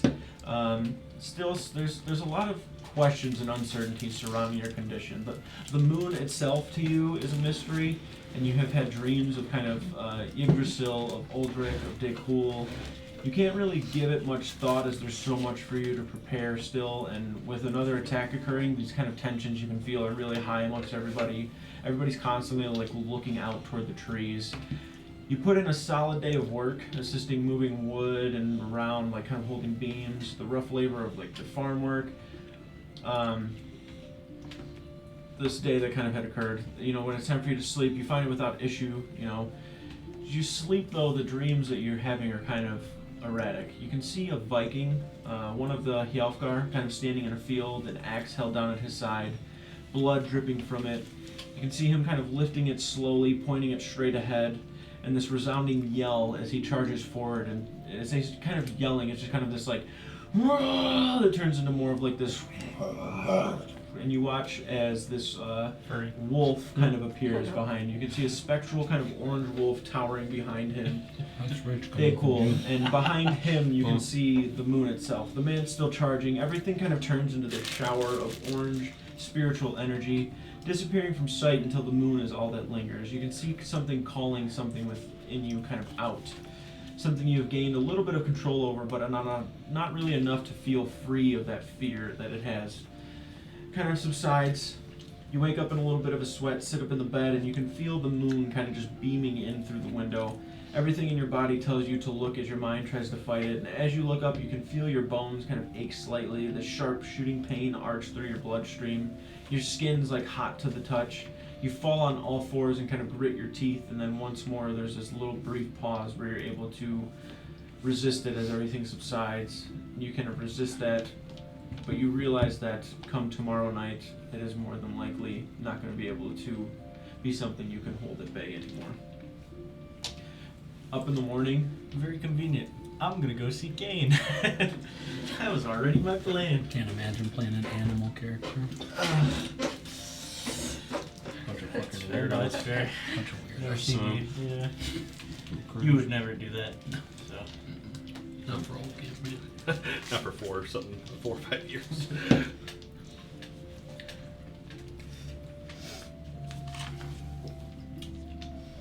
Kane, where would you be right now? On my bed. He's sulking today. He's like, I don't He want to ordered, keep he get ordered out a of bed DoorDash. He's today." staying in bed all day. I'd probably try to catch him like right before everybody like heads to the long haul. If I don't see him, I'd probably head to the long haul first. Eat, because I'm there. I might as well. And then try to find him.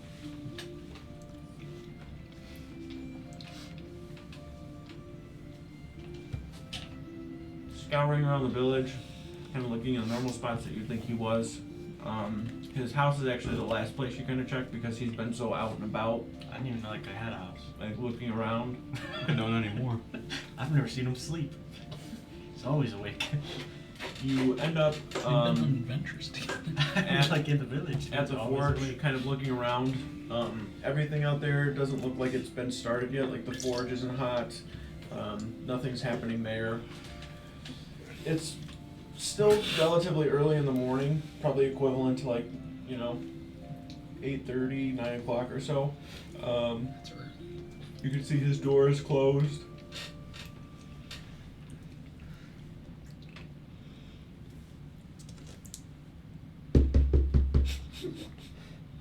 Mass knock. Don't say anything.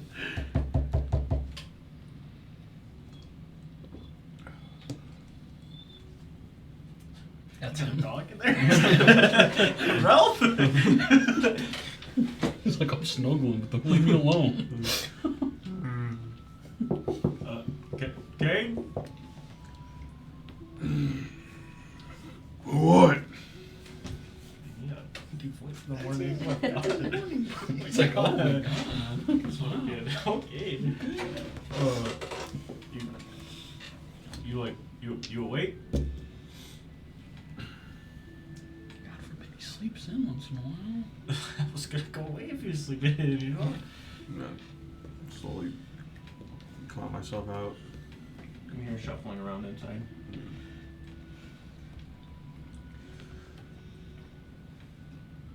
Open the door.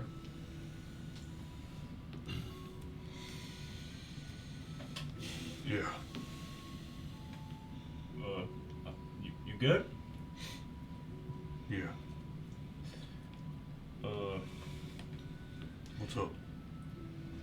Did you by chance finish that cage yet? No, it's almost done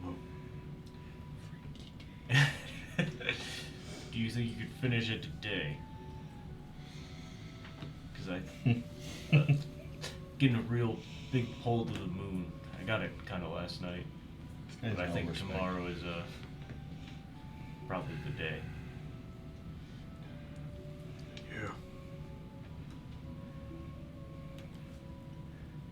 Bring it over by you. Something said. Also, I probably can't do my watch, so might need He's some calling. fill in. Damn. Any replacement? Here's my letter of resignation. Take a sick day. He woke you up on your day off. He saw what happened to you last night, asked you for something for him, doesn't give a shit about you, doesn't even say, hey, are you doing alright?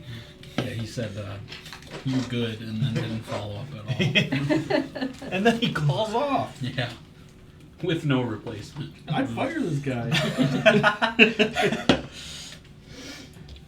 Dude, I'm his best worker, dude. Well, I'm that's the only guy who that's fucking blew the debatable. horn. Who else has blown the horn? You're useless in a cage. Who else has blown the horn, dude? Yeah. His best worker gets a day off, dude. Alright, fuck.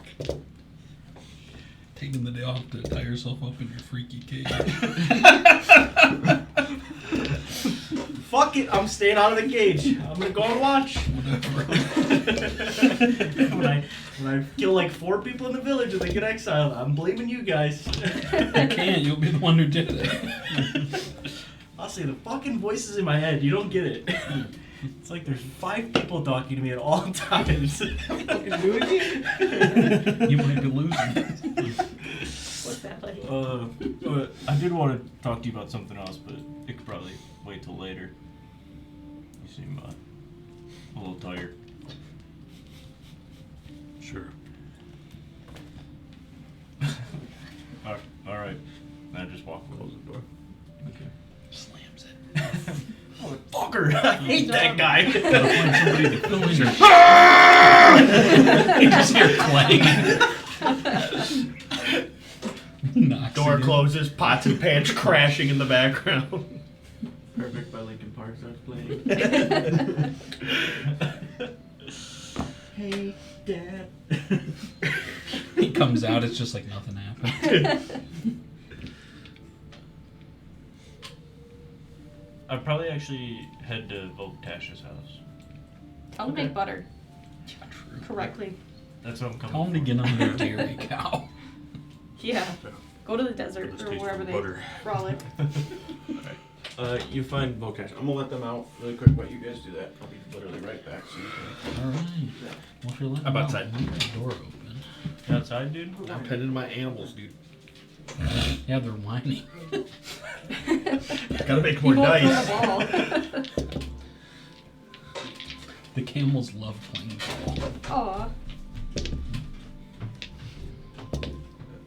Are you tending to the animals, or are you Oh, he's working tending, he's tending to the animals. working the animals, dude? I'm not tending very well. Oh, damn. You just see me like brushing a horse or something. There's the worst. Get to brushing. It's like, wait, throw the ball. Does she have it? Yeah. That's so cute. She shut the Oh my god. Here, She you has keep all the that. fur. He's like, I snuck around. It's like, what the hell? That guy's gonna throw the ball. I'll probably walk over the fence. Vokash. You busy? Are you? Where are you? I'm right here, dude. Oh, I'm like in this stall, so I like Oh. peek my head out. Oh, that makes more sense. Valid. I told you I was brushing a horse. Maybe you're brushing about some, I don't know, dude. Outside where? He's got a little, didn't they have like a little, they don't have a little I thing, don't no they don't. They probably They're should. not even in a fucking, you can fucking see everything there, dude. They're in the stall, dude. They're in the stall. It's It's way different. Oh, he's at the corner of the stall. See, I see look, it. there's it's Oh, you're not illuminated. like- You can Oh my tell. gosh. Because I light up sometimes. Yeah, he glows. Same. It's relatable. What's up? I was gonna talk to Kane about it because he's kind of got the most pull out of all of us. I think. You like sick of just like sitting here, letting them attack us? I mean, I don't think we're just like letting them attack us. I guess that is fair, but we're kind of just sitting here waiting for it, you know? We don't have much to go off of though, and sure we could send a bunch of people out to look for them, and maybe we'll get a lead. But until we get something to work with, we're kind of blind. We might, if we leave to go fight them, we would just leave the rest of the village exposed to an attack, and that could end up worse. I guess that does make sense. I've thought about it. I don't think we have a lot of anything to go off of except north right now. Maybe we can get an expedition to go to, the other group's village.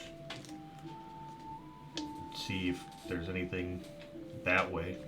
Maybe we'll find something along the way. But my concern would still be leaving Skalavik open to an attack. Alright, just trying to get your thoughts. Kind of sucks. They keep showing up in the middle of the night, and it's a bad time. Yeah. My head's ringing still. My ears like hit me in the back of the head. That was kind of weak though. I didn't really feel it, but then I woke up and was like a little dizzy in the ears. You talking about like 2 months ago? No, last night. Oh, I thought you were talking about when like your head was really fucked up. No, I was on patrol. And I was looking around. I thought I seen someone. Didn't see him. Turned around. Went to walk away. Hit me in the back of the head with an axe. The back side of it. Not the okay. front side, like the I back was side like, of the do you axe. need help? I'm good.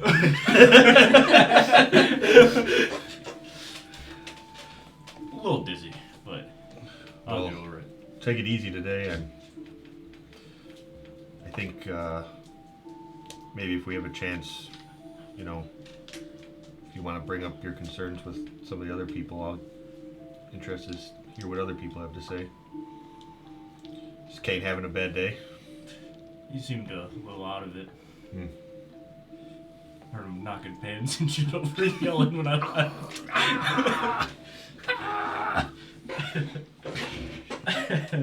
Well, hopefully he's alright. Yeah. Just so weird on Discord. I think he was having a rough time hitting people yesterday, and I think it got his head a little bit. Oh.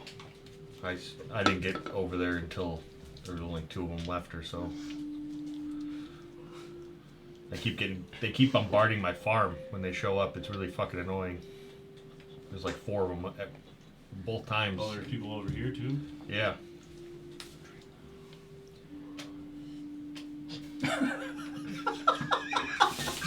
It just kind of sat there. You gotta train the camels to fight. So I've both attacks. I've kind of just been stuck defending the farm, and then I try to make my way over to the other part of the fight, and it's pretty much taken care of. So Yeah. Yeah, we pretty much had it handled. Alright. I'm gonna go work on the farm a little bit. Leave you to it. if you need anything else. Yep.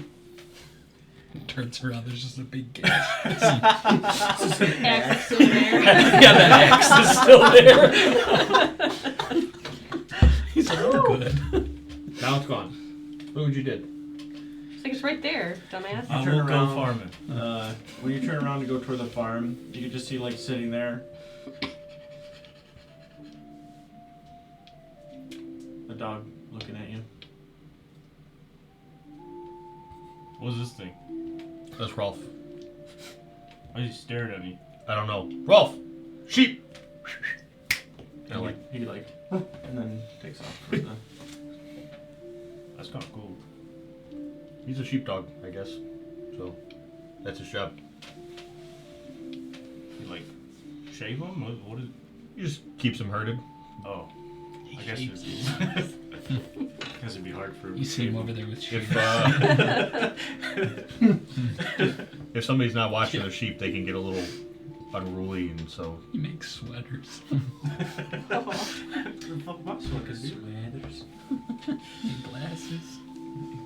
I just walk away. Yeah. Start farming. Good. Think about how we don't have butter. Yeah, I think about that often. it's been less than 24 hours think since we about it had that often. conversation. Every hour on the hour.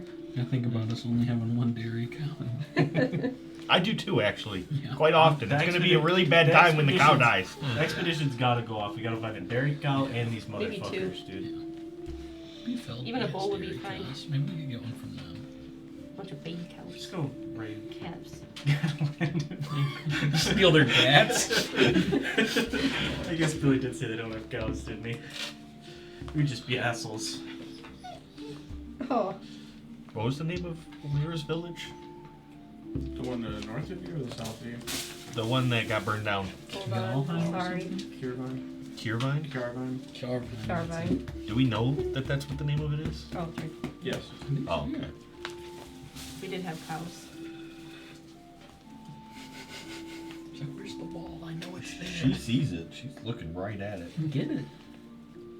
Don't tell. She actually might jump on the fucking table to get it. You tell her to. You're the one that put it up there. Yeah, Did but she I, actually? Yeah. No. I threw it up to him, bop! It landed right Yeah, there. that was all her. It's like, She has I- thumbs. I hate the consequences of my actions. Please give me the ball. I heard that ball's supposed to be outside anyways. She said outside? Outside and ball, let's go.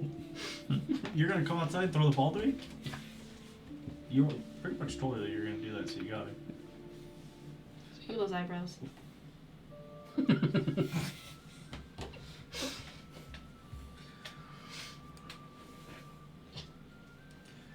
She's like, dude, please.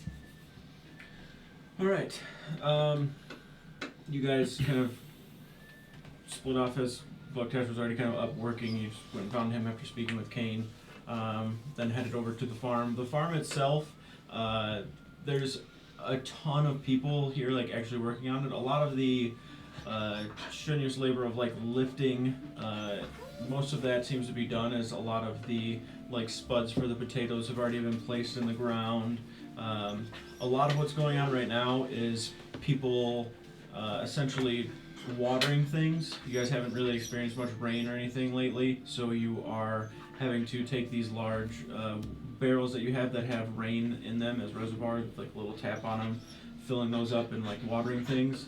Something that you typically don't find yourself doing. You find yourself more or less doing a lot of the strenuous parts of. It's alright. It's okay. Everything just fell.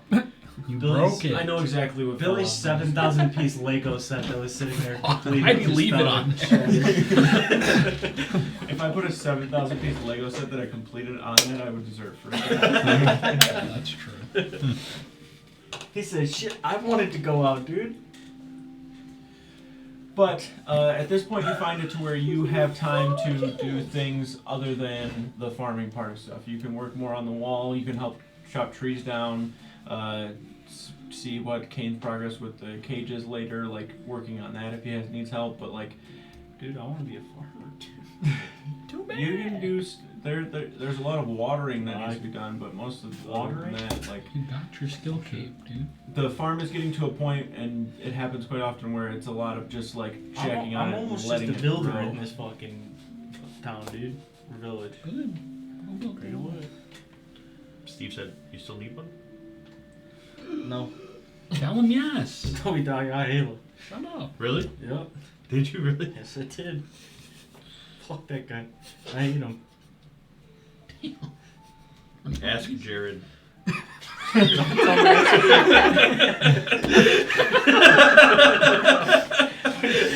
Let's go to the stream. They're sitting right across from each other. What would you like to do? Build the wall. Okay. Make him build the wall.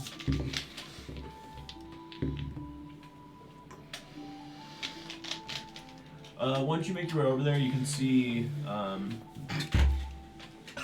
Hellman is working on the wall. Sees you walking up.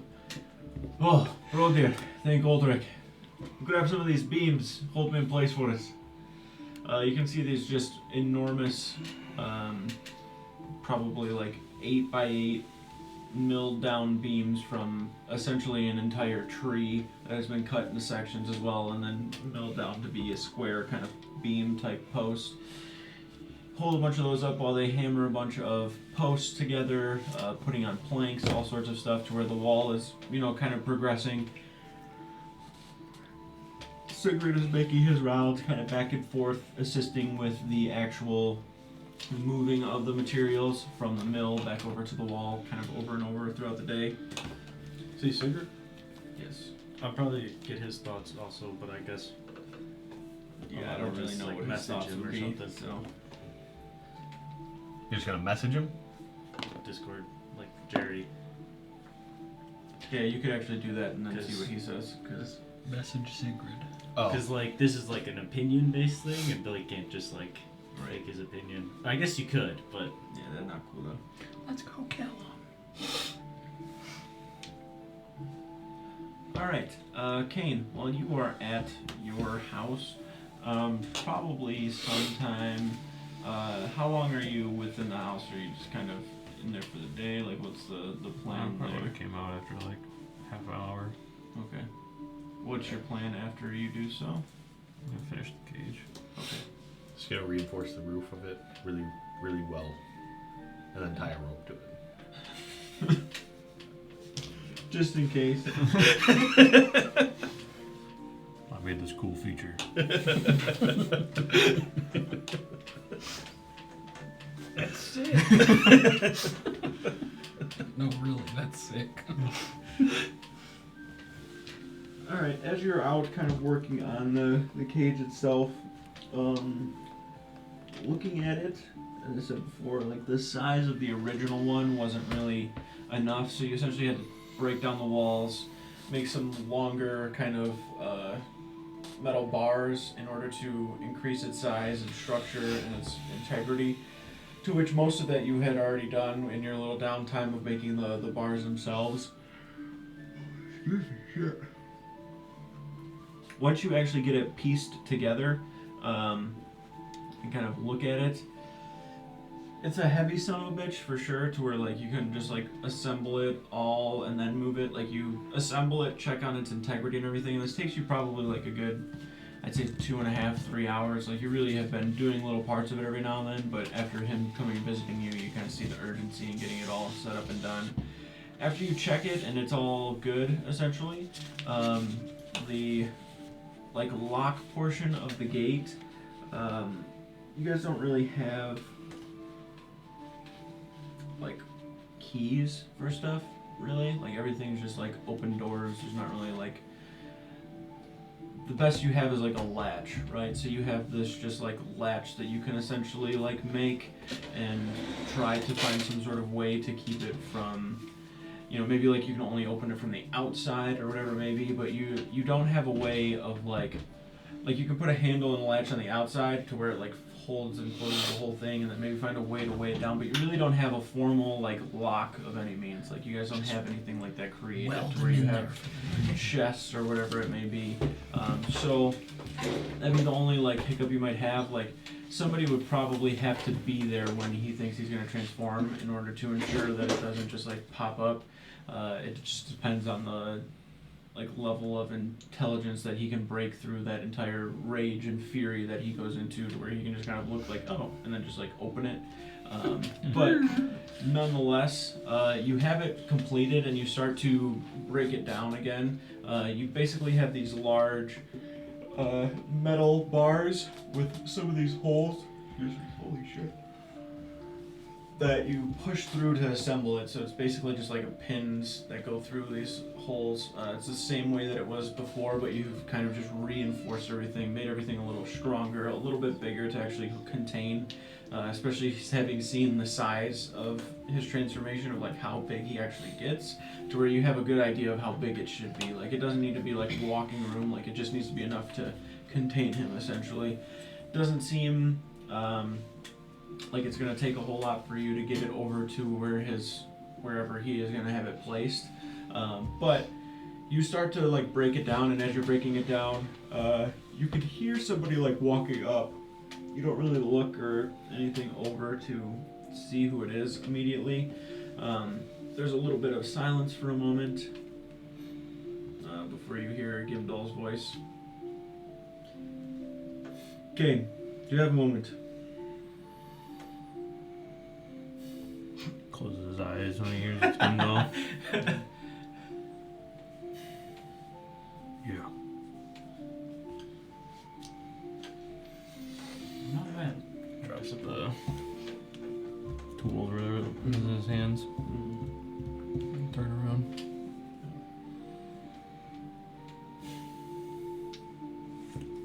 Can I help you with? No. Just wanted to see how you were after everything, the fight and all that.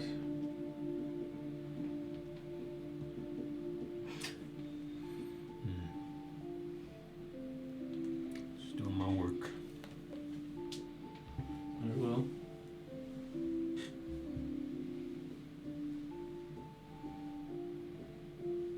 The Jarl places a lot of faith in you, and I'm going to do what I can to help you. And Maybe it's a little misguided. very well could be. But definitely see something, so let's not disappoint. After what I had seen yesterday, fighting, you were a bit off. Just fine. It happens every now and then, but when it matters, make sure we button it up. This village is going to rely on you a lot in the future. I can see that from the faith that the Jarl has placed in you, whether it be by the spirits or whatever it is. He is drawn to you and your abilities. And I think that it may be time for you to realize this, to understand that you are going to be a very important part of this village's future. I don't know how important it can be if I can't even handle a simple fight in defense of the village. That may be true, and I'm not quite here to give you pity, but I will tell you this. If it's something you're having trouble with, there are plenty of practice dummies over there. We get after it. Some of this stuff may be something you can put off for now. Whatever it is that you're doing. She starts to kind of look down at the cage. Not the current moment. You said that? Seems a little important. That's what I was going to do, but Roger said this was urgent. Well, you'll figure it out, Kane.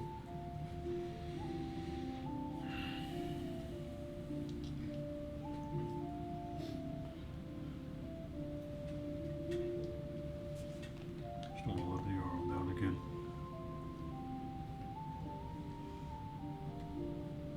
Yeah.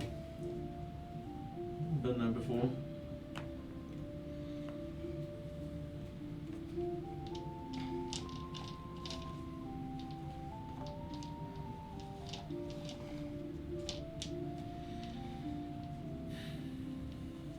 Well,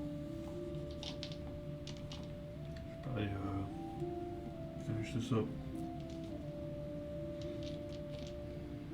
No, I'm Roger getting in trouble again. That's horrible. Holy shit. Alright. We'll talk again soon. It's like barely making eye contact. Yeah.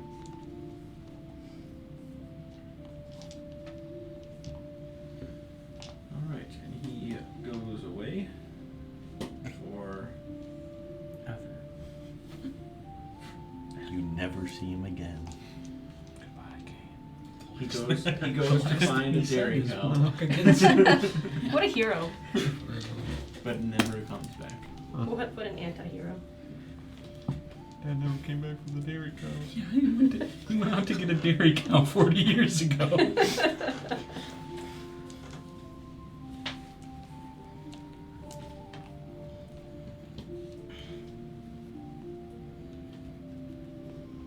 Pasture, and he said, Right. "Fuck off, loser." So That's sick. Whenever I finish it, I'm just gonna drag it to his like front door next to it, assemble it, and then leave. we're gonna have to have a meeting for this guy, an intervention. I know you've been having a rough time in fights lately. We all love you, and we're As here soon as for I you. get back, I'm going to put my armor and everything on. Just train pretty much until I fucking collapse. Okay. Well, 3 attack rolls. Do you have psychic The powers? first one at disadvantage. I held my hand out and it came to me. I don't know if that's what I'd call it.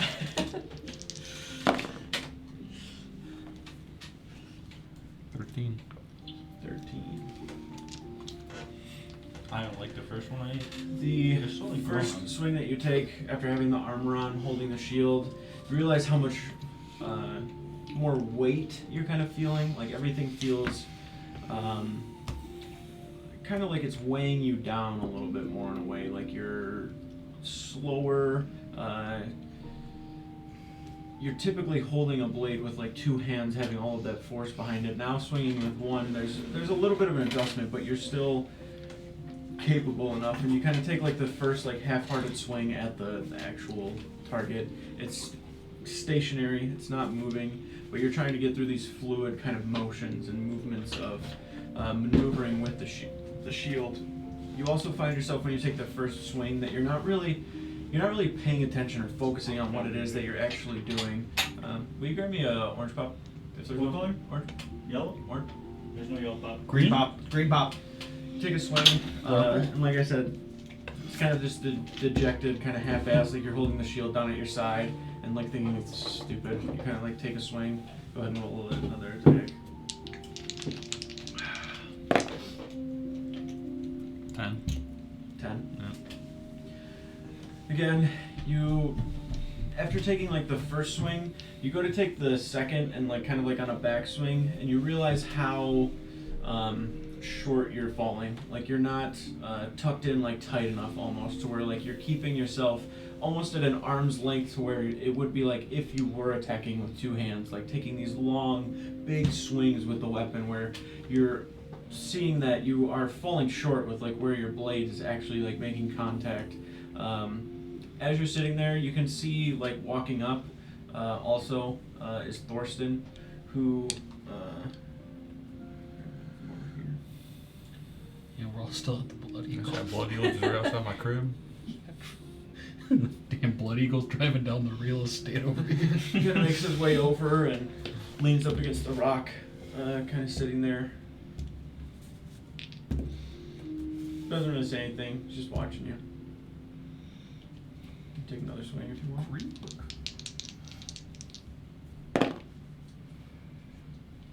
21.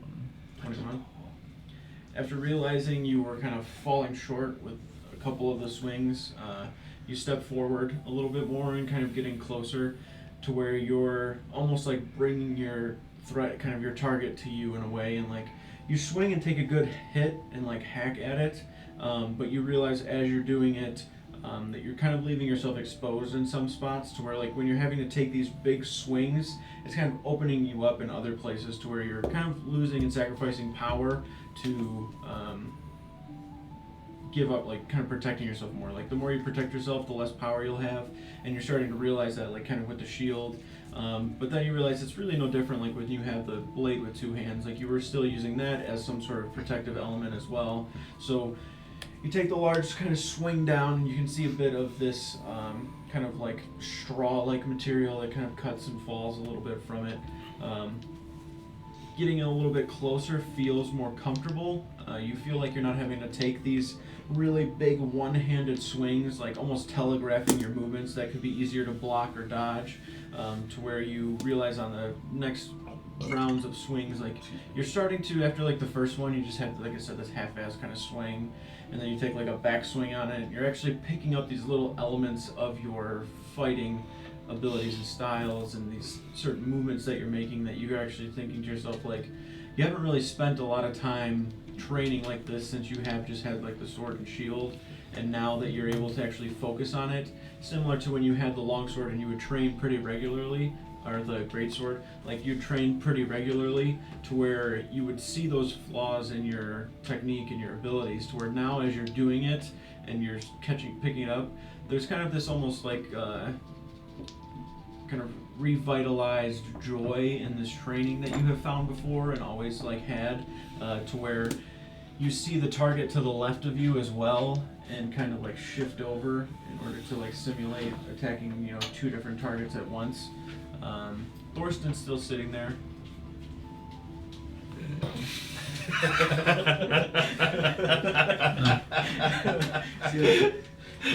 You guys done?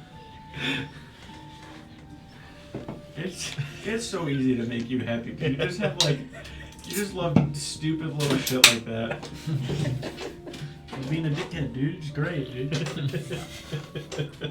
If you wanted to still keep training, you could. Like I said, you kind of shifted to the middle of the two where Thorsten's just kind of like sitting there. He doesn't That seem little like he's brother like energy. wanting to really, like he doesn't have anything urgent. He's just kind of coming over here to see what's going on and sitting and watching. Just keep going. Okay. What would you like to do specifically as you're trying to train with these? Probably pretend like one's attacking and try to like do blocks with my shield while hitting the other one. Okay. Alright, go ahead and make an attack roll. Just like a straight up attack roll. 22. Did this guy just watch my Okay. boy in a 2v1? It's crazy. He's not opening them out. So take the shield and kind of, however you kind of think you would, like if the left one was attacking and the right one was when you were going to attack, like whatever you think you'd do style-wise to hit it.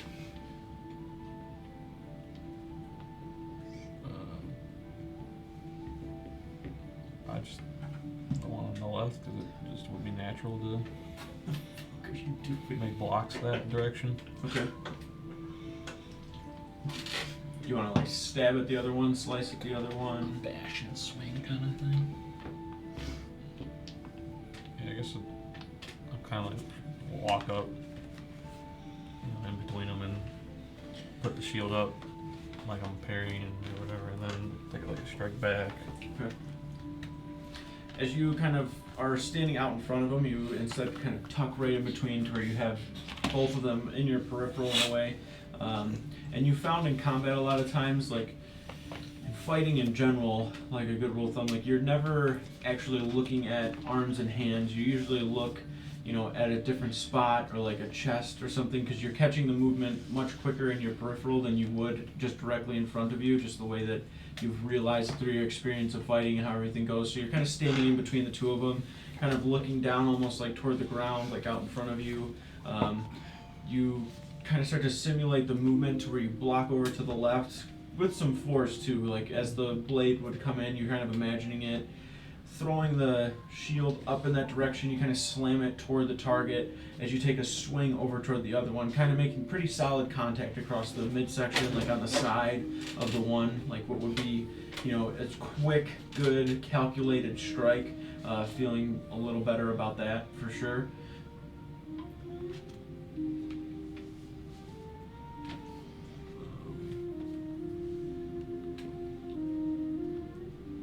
I guess with that swing, probably gonna try to do like a shield bash onto the one that I didn't attack. To like imagine throwing him off or whatever, and then like spin around to strike the guy again as he recovers from getting hit the first time. Okay. Go ahead and roll another attack. Natural 20. Okay. A lot of anger in the shield bash. So when you take and have the shield up, you kind of slam it into the target next to you, and you hear this loud kind of like crunch noise as it bends and kind of turns a little bit and almost falls completely over.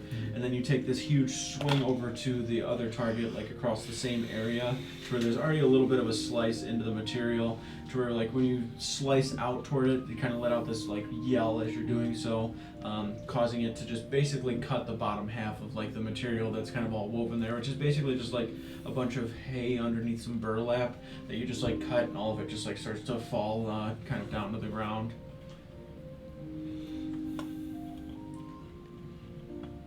Thorsten just kind of like looking at you, arms crossed, leaning against the rock. You see him only there for a little bit before he like takes his hands and pushes himself off the rock. Oh. Probably just do like a little bit of a flurry on one of them, just like letting out the frustration. Yeah. And just a continuation of the natural 20, the one target that you have just like bashed basically. So you sliced across at the one, the hay and everything falls from it, and you turn to the one that's basically like cracked on its post and falling over, and just start to take a bunch of hacks and stabs at it. Each hack and stab that you take, it like falls more and more till it's like on the ground, broken, cut up, and you take a couple of more like on the ground, like these huge wide arcs of slashes where it's just tore up and it's gonna need to get kind of replaced. Hate to be on the other side of that blade.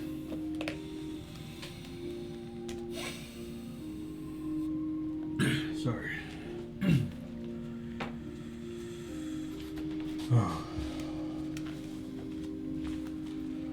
What's going on? Nothing. Freya said that she saw you all over here talking to you. Figured I would come see what was going on.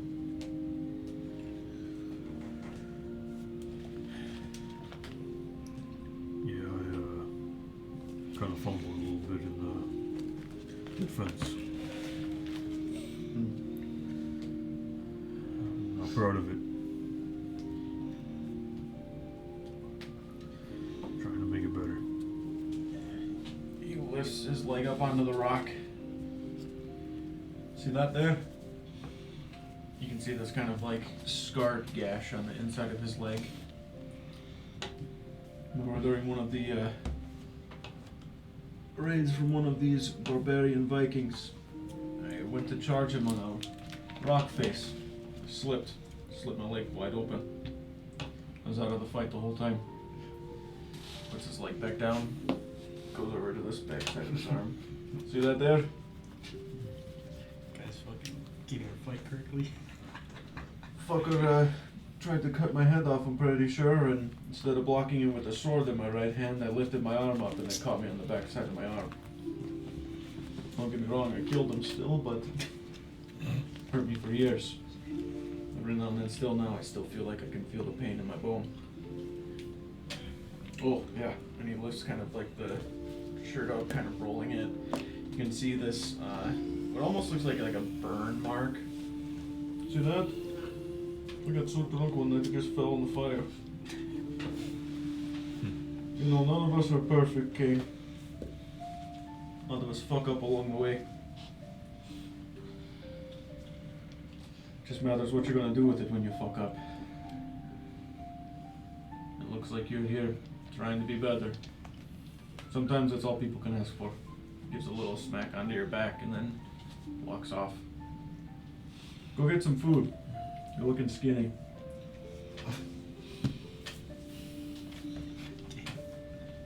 Takes a couple paces out. Thanks, Thorsten.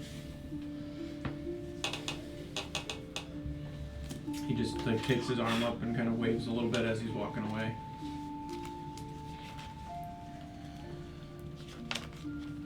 Kind of haven't like grabbed the falling apart dummy.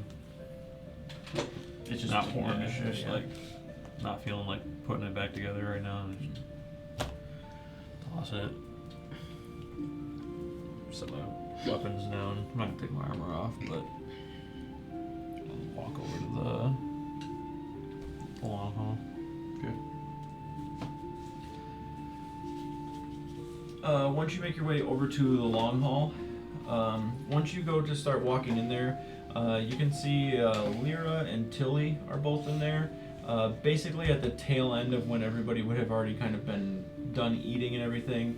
Most of the food was basically already eaten, and you kind of see him walking in to like eat essentially, but you know that there's really not like anything already made, so you probably have to make more food if you wanted to eat. Tilly just kind of looks, sees you, doesn't really say anything, and sees Lyra over to the side as Tilly's sitting there like cleaning a bunch of stuff up. You really haven't eaten anything in a little while, probably even like over a day, because you've just been busy doing shit like constantly over and over again. Like when he walks in, he obviously looks like he needs some food. Can I like prepare food immediately with whatever's left? Mhm. Cool. Yeah. I'll do that. I would like walk in and see that there's like really nothing they've already eaten. I'd like start to turn around and walk back out. Wait, Yeah, you hear her kind of yelling, wait. already on it. Just give me a minute. Oh, it's alright if you already made everything. You don't gotta do more. Oh, too late. So you're gonna have to wait. You heard her, sit down.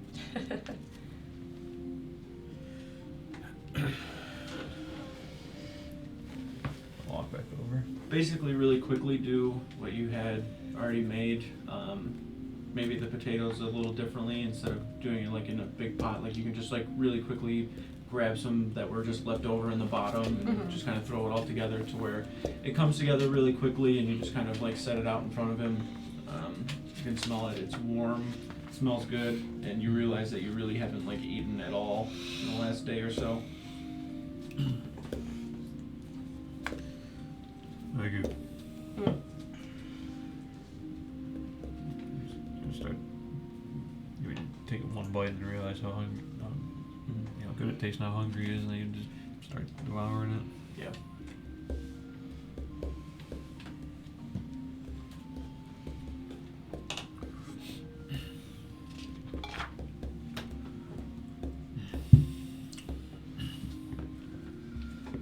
Oh, that was good. I'm not hovering or anything. I just, fuck off and just start washing dishes or something. Okay. No one else is around. Just get up and leave, I guess. Mm-hmm. Assuming no one catches my attention right then.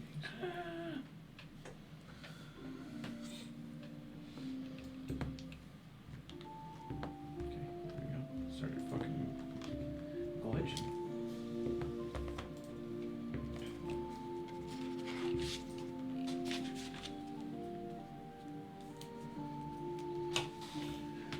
Okay, eventually after Kane kind of heads out, Lyra, you and Tilly are basically just there washing dishes, cleaning stuff up, and honestly by the time that you clean and prepare most of cleaning what has already been eaten and done, and then preparing for the meal later in the night, like you probably have like a good 2 or 3 hours of going out and around and doing whatever else you may want to do before you would have to come back and start preparing the big meal for the nighttime. And a lot of the food, like I said, it's not like these really big illustrious meals. Like you're doing a pretty good job of keeping them kind of simple but nutritious and also like good at the same time. You've noticed a lot of like the cooking style that like Tilly is doing is like very bland stuff. And you kind of realizing like you can kind of spruce it up and do some things here and there, like you definitely do that instead of just trying to make like basically like every time she just wants to do is just like a rabbit in a pot with some vegetables thrown in it and like call it good and just make like a big helping of it and like be done with it. Whereas you can kind of prepare these like individual little sides of everything, like making like a full meal of like good nutrition and everything, as well as like using some spices and stuff that you may have had with you like from being in the mountains and having a lot of access to like salt deposits and such. They really wouldn't have much of it here. Like it'd probably be very far and few between, like from when a trader or something came through and they would pick some of it up and little bits of it are left behind. So a lot of whatever spices you think that you may have wanted or had would probably have come from you just like taking big chunks of it like with you when you had left. And even going out and about and seeing things you recognize possibly and acquiring it from there. But you do find yourself a lot lately within the long haul, seeing the Jarl walking around, spending time around Tilly and Astrid and Ayla, who are parents of some of them. But nonetheless, you find yourself being pretty busy, like keeping up with feeding everybody, and it's something that you're used to. And even with like the nightmares you've been having, it's been almost like a good distraction in a way, where like you know that you yourself, like, you don't want to be going and building a wall and like doing that like type of labor, like that's just not who you are as a person. But you are used to cooking for a lot of people, like for your siblings and stuff, so you find yourself just pulled into this role and you're comfortable here and you feel that you're contributing and doing well, so it's a good place to be, you feel. As for you, Brodir, eventually you do, after leaving, helping with the wall, probably later toward the nighttime, you feel a little fatigued throughout the day, more than you usually would. Usually you'd be tired, but it wouldn't be something you'd realize. You're starting to feel the strain of everything a little bit more. Your muscles are really achy. You can feel like down your spine is just like this tingling kind of pain. The headache persists all throughout the day. You find yourself drinking tons of water, whatever else it may be. Not piss. You don't think piss is gonna? No, it's piss. Piss is gonna make it worse. You can't drink piss. He's with a like, headache, man, my everybody piss knows barrel's that. running low. But you can see the cage is outside of the Piss guys are farmhouse. coming to fill me up. Outside of the farmhouse. Piss, dude, that's weird. It's basically assembled right in front of the doors that are there, like to the side of them. You know how to disassemble it though, because you assisted in disassembling it the first time. It's basically just the 4 large rods that are on the tops and bottoms that go through it to hold it in place. You pull one pin inside and it just fucking explodes. The whole thing breaks. So if you wanted to move it somewhere, you could, but you have it there. Probably just leave it there for tonight. Cause probably it's getting dark soon, isn't it? I thought it was tonight that it was happening. It is. Oh, okay. That's why I'm not trying to fucking disassemble it and yeah. Catch myself like halfway I through just the figured cage, you'd like bring it inside your house as opposed to leaving it I outside. mean, if you I don't know if you could wanted to get it move it, you'd inside. have time to move it. Oh. I'd have to disassemble it to bring it inside though, right? It is not going to fit inside. Okay, so not gonna fit inside. There's room next to my house if you want. Let's put it like right here. Yeah, true. It's basically sitting like We're right in a here. farm with the other animals. Yeah, it's basically sitting right here. Fuck, dude. They'd all just run away. Please This stop. is bear. I'll put it in. Can I put it in this corner at least? So I'm like, not just like a fucking spectacle at a zoo. You It come would out in the kinda morning, funny, I've got a sign up. Check out the spectacle. Big If we're doofus making in a money, cage. I'll be put right in the front. There's a hole in the building. Says big doofus in a Holy cage. There's not just Come a on, cage. come on. Yeah. There's not just a cage. One silver piece of person. Come see a man transform. Yeah. From man to wolf. Come see a random dude in a cage. He's a freak. Watch as I pour this piss on him and he transforms. He's like, please don't do that. Okay, I get it's a joke, but is that actually how it works? No. Okay, because I keep hearing that every single time. No, he we just hear- drinks piss. Is that real? No, Yes. He's not denying it. That's real. Okay. he's denying it. He didn't say anything. It's freaking- Didn't say it did either though. Oh my so. god. It's true. You have before, several times actually. Several times. Have I drink piss? Maybe. Maybe. So Billy, I don't know. Do I consistently drink piss? can I do something? Maybe. No. Okay.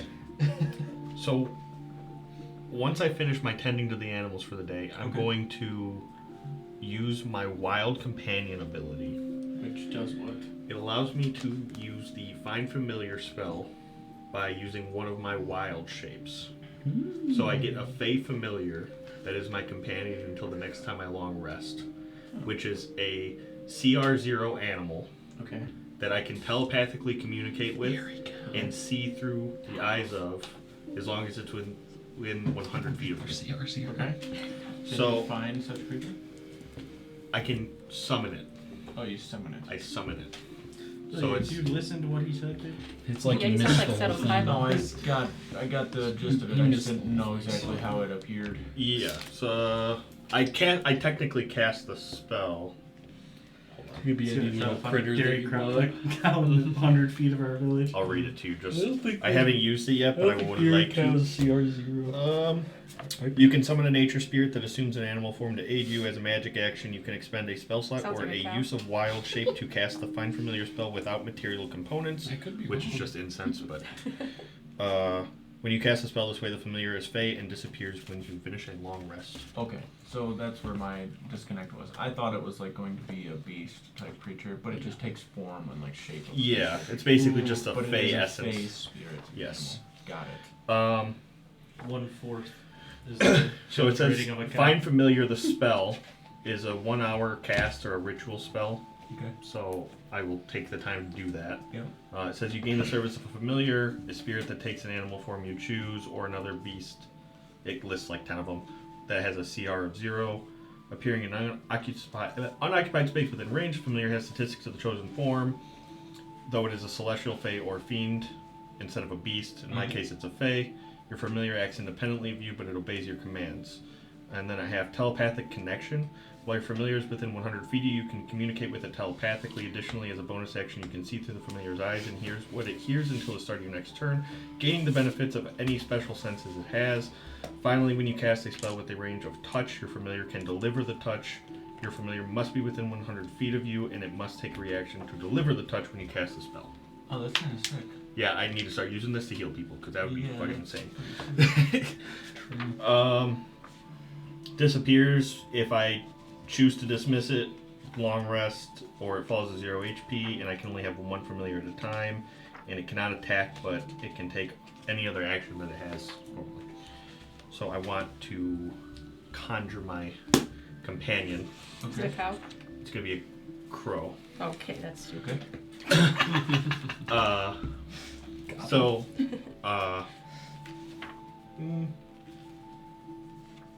it's gonna be a blackbird. I don't know if it's necessarily gonna be a crow. Okay. Similar to the bird that Voktash would have seen in the forest when he first came here. Yeah. Just as a companion that it would have. Okay. But then before it gets like dark, but like into the evening, I kind of want to start to venture into the forest to our north a little bit. Okay. And I want to have the companion flying above, looking around. Okay.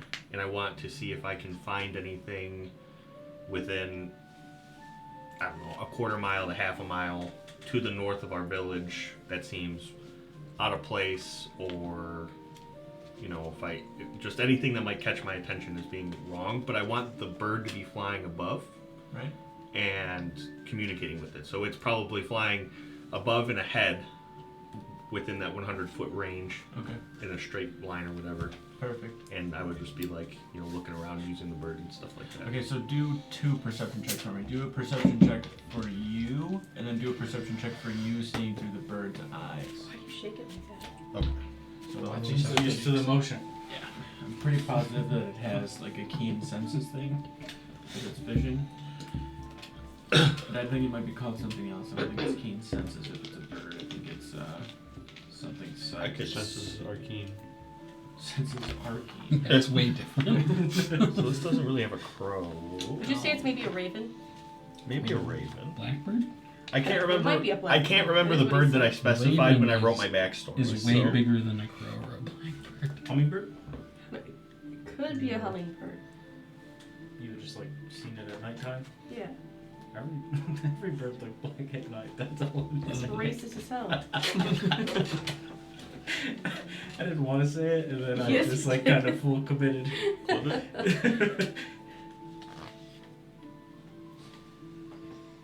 me see if I It might have been a bat, dude. It wasn't a bat. So a raven has a CR of 0. Okay. But it wasn't a raven you seen, so. It was a blackbird. I'm just gonna look Maybe. to check my backstory. But a raven, the only thing that it has is mimicry, where it can make simple sounds. Mm-hmm. Oh, that's creepy as fuck. Make simple sounds such as a person whispering, a baby crying, or an animal chittering. Yep. Media. Here we go. Files.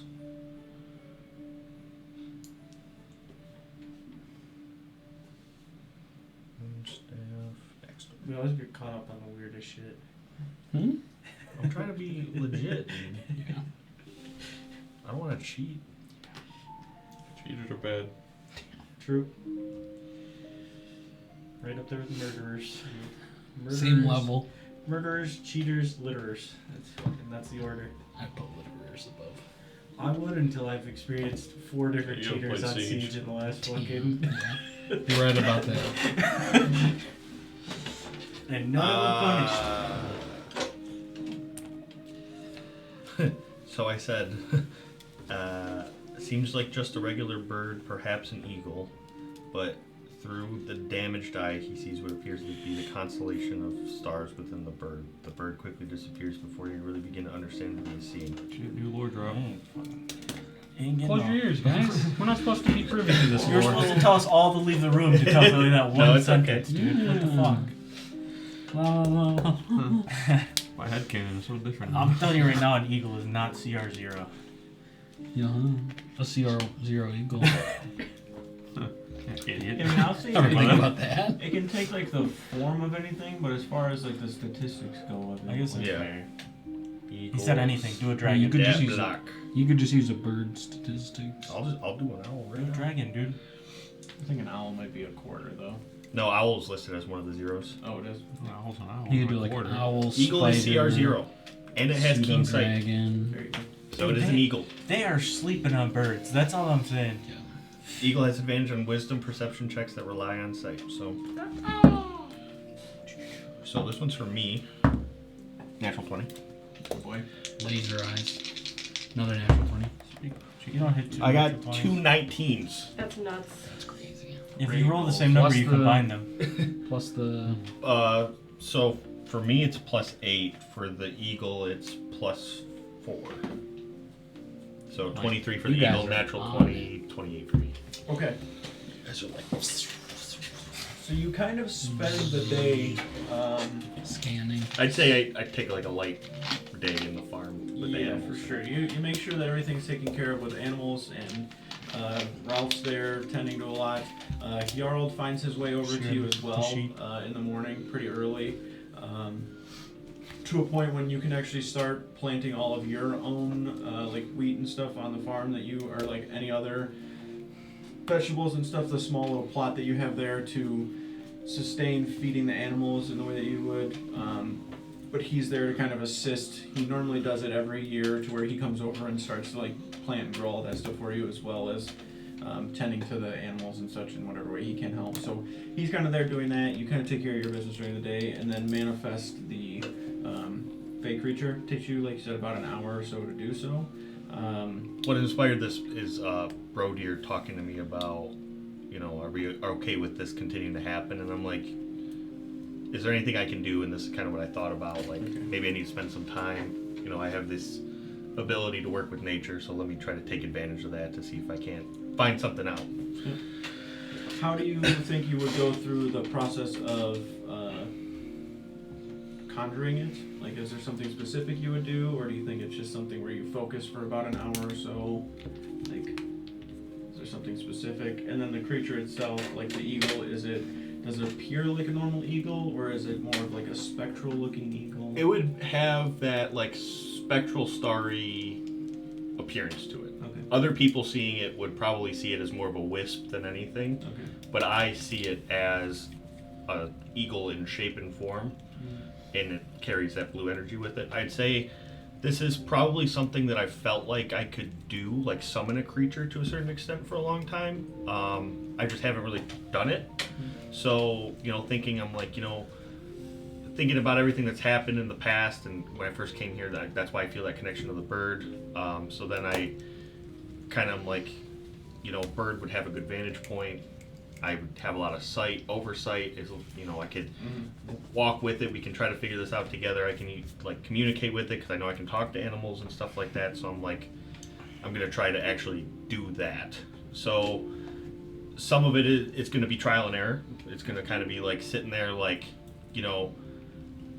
not maybe knowing how I'm gonna create something, but then I start doing dumb shit I'm using tufts of fur or something like that, and I'm trying to or a feather, and I'm kind of trying to put energy into that to create this. But then maybe finally I gain some sort of focus, and I think about the rest of my powers and how they're connected to the stars and stuff, and so I kind of try to use some sort of celestial energy or power beyond, and use the druidic forces and combine them and create this. Okay, perfect. I'd say it probably takes the first time doing it a little more than an hour. Yeah. Probably maybe 2.5 of you doing a lot of trial and error stuff with, for you, is much of where, all of you mostly, where a lot of your magical abilities kind of manifest and progress from is a lot of trial and error, and this just kind of intrinsic natural feeling of the manipulation of these kind of runic forces throughout the world and how you find a way into it, but you having your own kind of druidic ties to things, to nature and animals, and this connection with the stars and everything. It takes you a lot to focus and harness a lot of the complex magic that you were able to do. And after spending about that 2.5 or so hours, as you said, it would kind of appear almost like a constellation type of wisp for you or for other people, but for you, you actually see this kind of spectral, similar to the color of the light blue on your neck, eagle that's there. Pretty large sized bird itself, but it's within the parameters of it. So as you begin to walk into the actual forest itself, it would probably just perch up on your shoulder or something before you actually started to send it out to do whatever. And I'd say you're typically probably not ever speaking a verbal command to it. I'd imagine it's just more of this telepathic mind, you're just thinking what you need it to do, and that's what happens. And then even the same thing when you're trying to look through the eyes of it. As you're kind of floating, kind of flying around, even telepathically, if the bird was to see something when you weren't looking through the eyes of it, you would know that it has seen something or picked up on something. You're not first-hand seeing it when you're looking through the eyes, as you would get a better view that way, but if it picks up on something, you almost get a feeling to look through its eyes to see exactly what it is. So it's just it's almost just an extension of yourself into this kind of form that's going and flying around, especially being able to cast magic and stuff through it. It's just an extension of you in this kind of almost spiritual sense of the spirits themselves. But as you send it up and start to walk around and look, you get into the forest itself. Let me change the light here too. You said on the north side? Yeah, I'd probably go beyond, right behind where my stables are, and kind of just head into the forest right over that way. Okay. Especially because I know that's kind of where we've seen people coming out of the forest through. Yeah. Alright, so much of this is not fully completed, but this is basically the essence of what that part of the forest is like. You have this kind of path that is something that over time has just kind of been created. This is your guys' entry into your village. For most other individuals, this is where those nomads and all of those people kind of entered with Gimdall one time. Okay. Aside from the river, this is the main entry point into your guys' village. So you kind of just walk out here to begin with, because you know how dense the forest is surrounding you guys. It's not a place similar to when Lyra was running through there. I was explaining, 10 feet max is your field of view in some of these spots. Where Sigrid goes to hunt within the forest, he typically goes to these areas where there's more more clearings, like open fields, like these kind of meadows and small pastures within the forest itself. Whereas like when you guys go more north, this path that you guys use to like leave, you use it pretty often because it's so much easier to traverse because you're not walking up over roots, stumps, bushes, walking around trees. Like you can see a lot more. So for you, like you probably walk straight through this path to begin with until it opens up a little more as far as the density of the forest. But the eagle, like you said, maybe like 100 foot or so, just kind of flying around, looking at what it can, seeing what it can. You said you were like a quarter mile or so that you're walking? Or? I would kind of gauge how the day goes, but I'd say, I don't want to go like an insane distance, but if I could get like quarter to a half mile and, kind of see how far out the bird can see from there and explore that kind of distance, I guess, yeah. Good. Prior to you like fully exiting like the village and kind of walking out, Seafram sees you kind of leaving or whatever it may be. Boktash, Seafram is like one of the other like right-hand man. Yeah. He's like Gimdal's right-hand man, so he's one of like esteemed warriors within the tribe itself. Double check I have the right description here for him because I get him and Gimdal mixed up all the time. Pretty sure he's blonde. Nope, it's black hair. That's what I look up. Head kind of on the sides, shaved. He's got this like black hair kind of put into a knot, almost like this top knot. He has black, kind of dark leather on all the time. You can see he carries smaller blades with him usually. Like the longest blade he has is a short sword that's kind of sheathed on the side. He's got a couple of daggers that are on a harness on the chest. Where are you heading? I'm just gonna head out maybe 1,000 yards or so. Just take a look around in the woods, see if we can pick up on anything from where these guys might be coming from, attacking us. Alright, well, don't go alone out there. Bring somebody with you. He kind of starts looking around to like see if he can really see anybody. Everybody seems to be like working, doing shit over here. What about that dog? I was gonna actually just say, what about Ralph? Yeah, that's fine. I just don't want you going out there by yourself. Yeah, if anything happens, he'll be back here, and you guys will know. Alright, I'll keep an eye out for him. Kind of whistle and Yeah. call Ralph. He just runs and clears the fence and starts to like, gets up towards you. I've adopted the dog, I guess.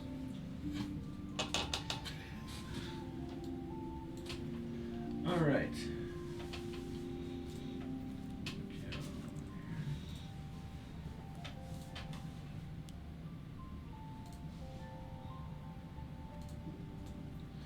I wonder.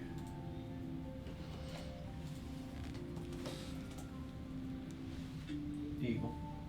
Nice. Also, I think he, Whoa. the familiar Eagle can ray. go outside your range. You just won't be able to communicate Yeah, we until, can't communicate. until he comes back into your range.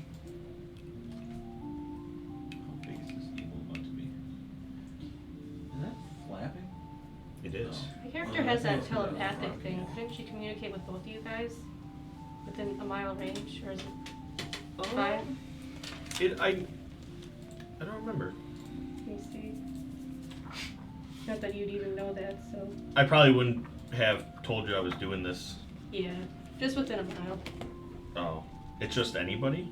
Uh-huh. Oh, wow. I think it's maybe gray open it. Let's see. With one or more creatures that can be seen. Oh, okay. Oh, yeah. So I'd have to like be now or till running. Yeah, you probably wouldn't be able to see me anyways. Have to be part until Yep. Okay, so you essentially have the eagle kind of above you, flying around. Yeah. Um, It'll probably mostly be ahead of me. Okay. And like Duluth said, it can go outside of that range. It just can't communicate with me unless it actually... Yeah, so you could have it like circle a big area, come back, let you Yeah. know what it sees, and then go out again. So I might send it out, walk behind it. It might get further ahead, come back. Okay. Kind of keep doing that kind of thing.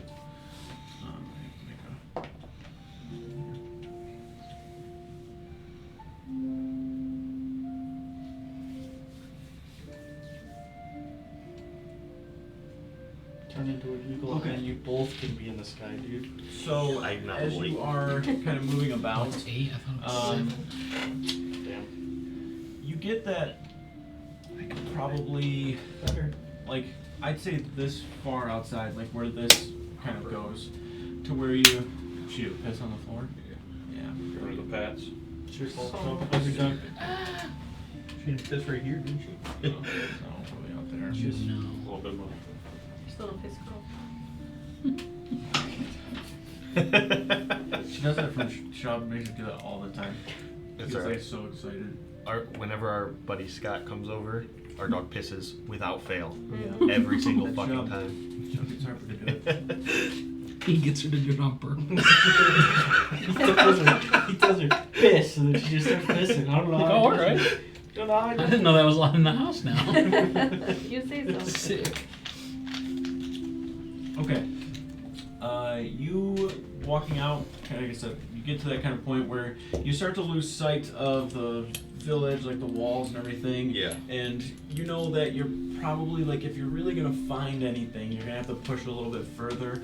The eagle is, just flying about. Hasn't really reported anything, or you haven't got any sort of inkling that it has seen anything. I'd say you probably do a good 10-minute or so walk just straight out in this direction, kind of along that path.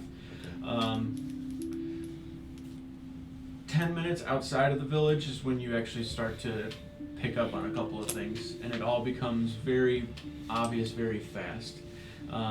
Looking at the road itself, you can see this just large bit of it that's like going across it. So the road itself is not like obviously like a paved or like rock, like there's no like rocks that are, it's just this a run down, worn down bit of grass that's just like dirt now. Essentially it's all kind of churned up, but for the most part like rain and time just causes it to like settle in place to where it's mostly like smooth throughout. There's a couple of random rocks or twigs or whatever it may be. It's not managed by any means, it's still natural, but nonetheless as you're looking at it you can tell when things are grossly disturbed by some means. So like as you're walking and you get like 10 minutes down this path,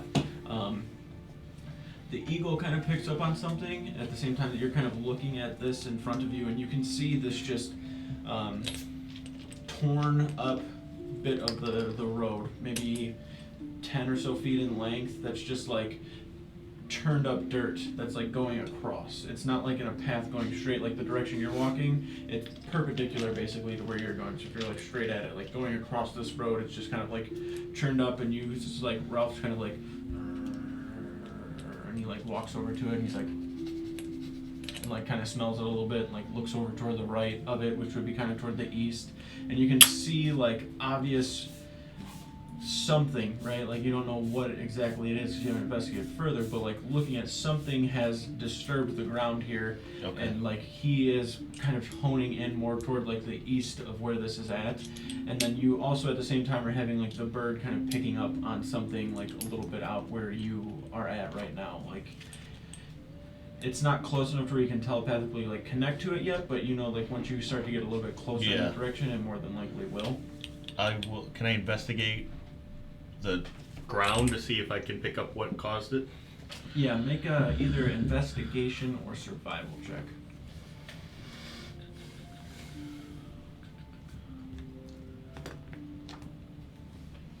I missed.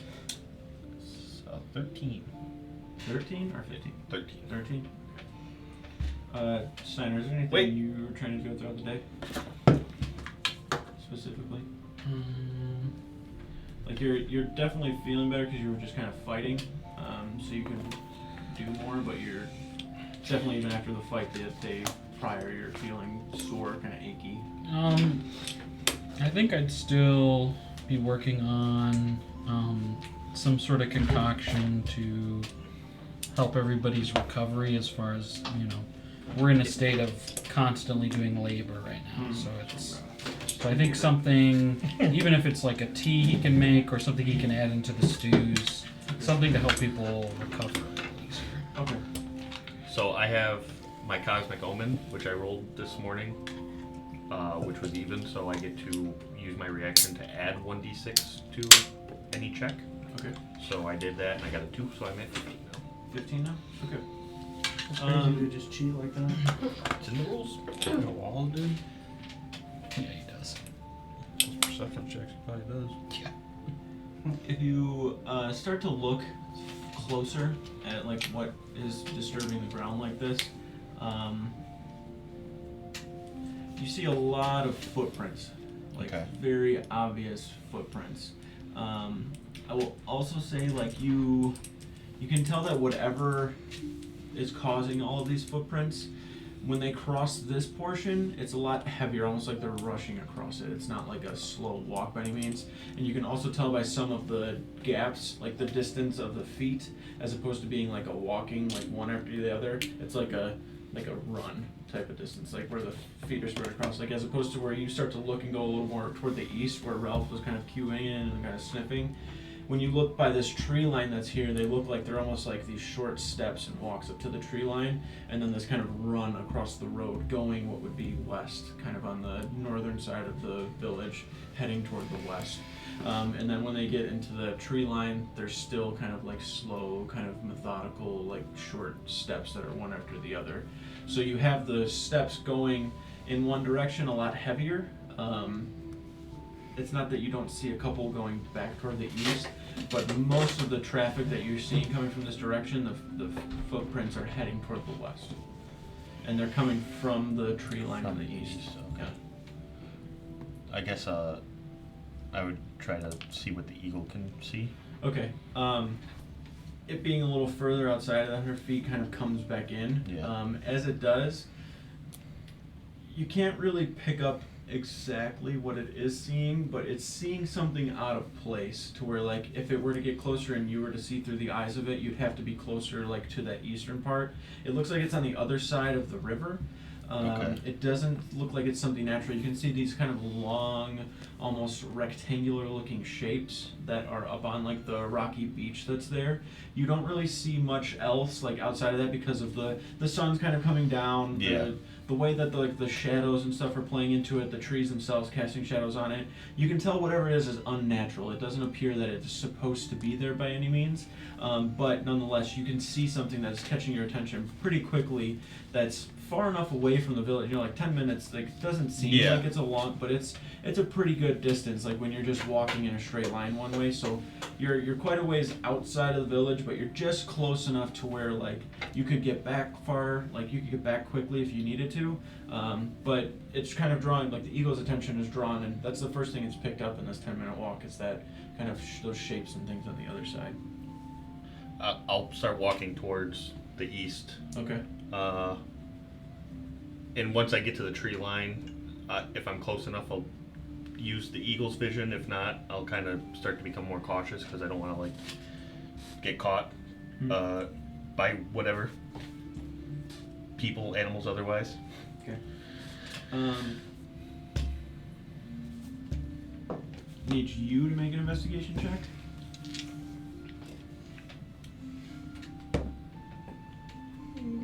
15. 15. Okay. 50, dude? That's crazy. 50, dude. Alright. 0. So those footprints, would you say that you would be following them back, like directly where they are, or like just in toward the east? Like, I would, so like I'd kind of like, I wouldn't be on that actual path, but I'd be like just south of it and kind of following Okay. the direction of it Got in towards the east. Okay. As you are walking, Ralph's kind of walking with you. You can see his nose down a lot. He's just kind of like sniffing, like looking up.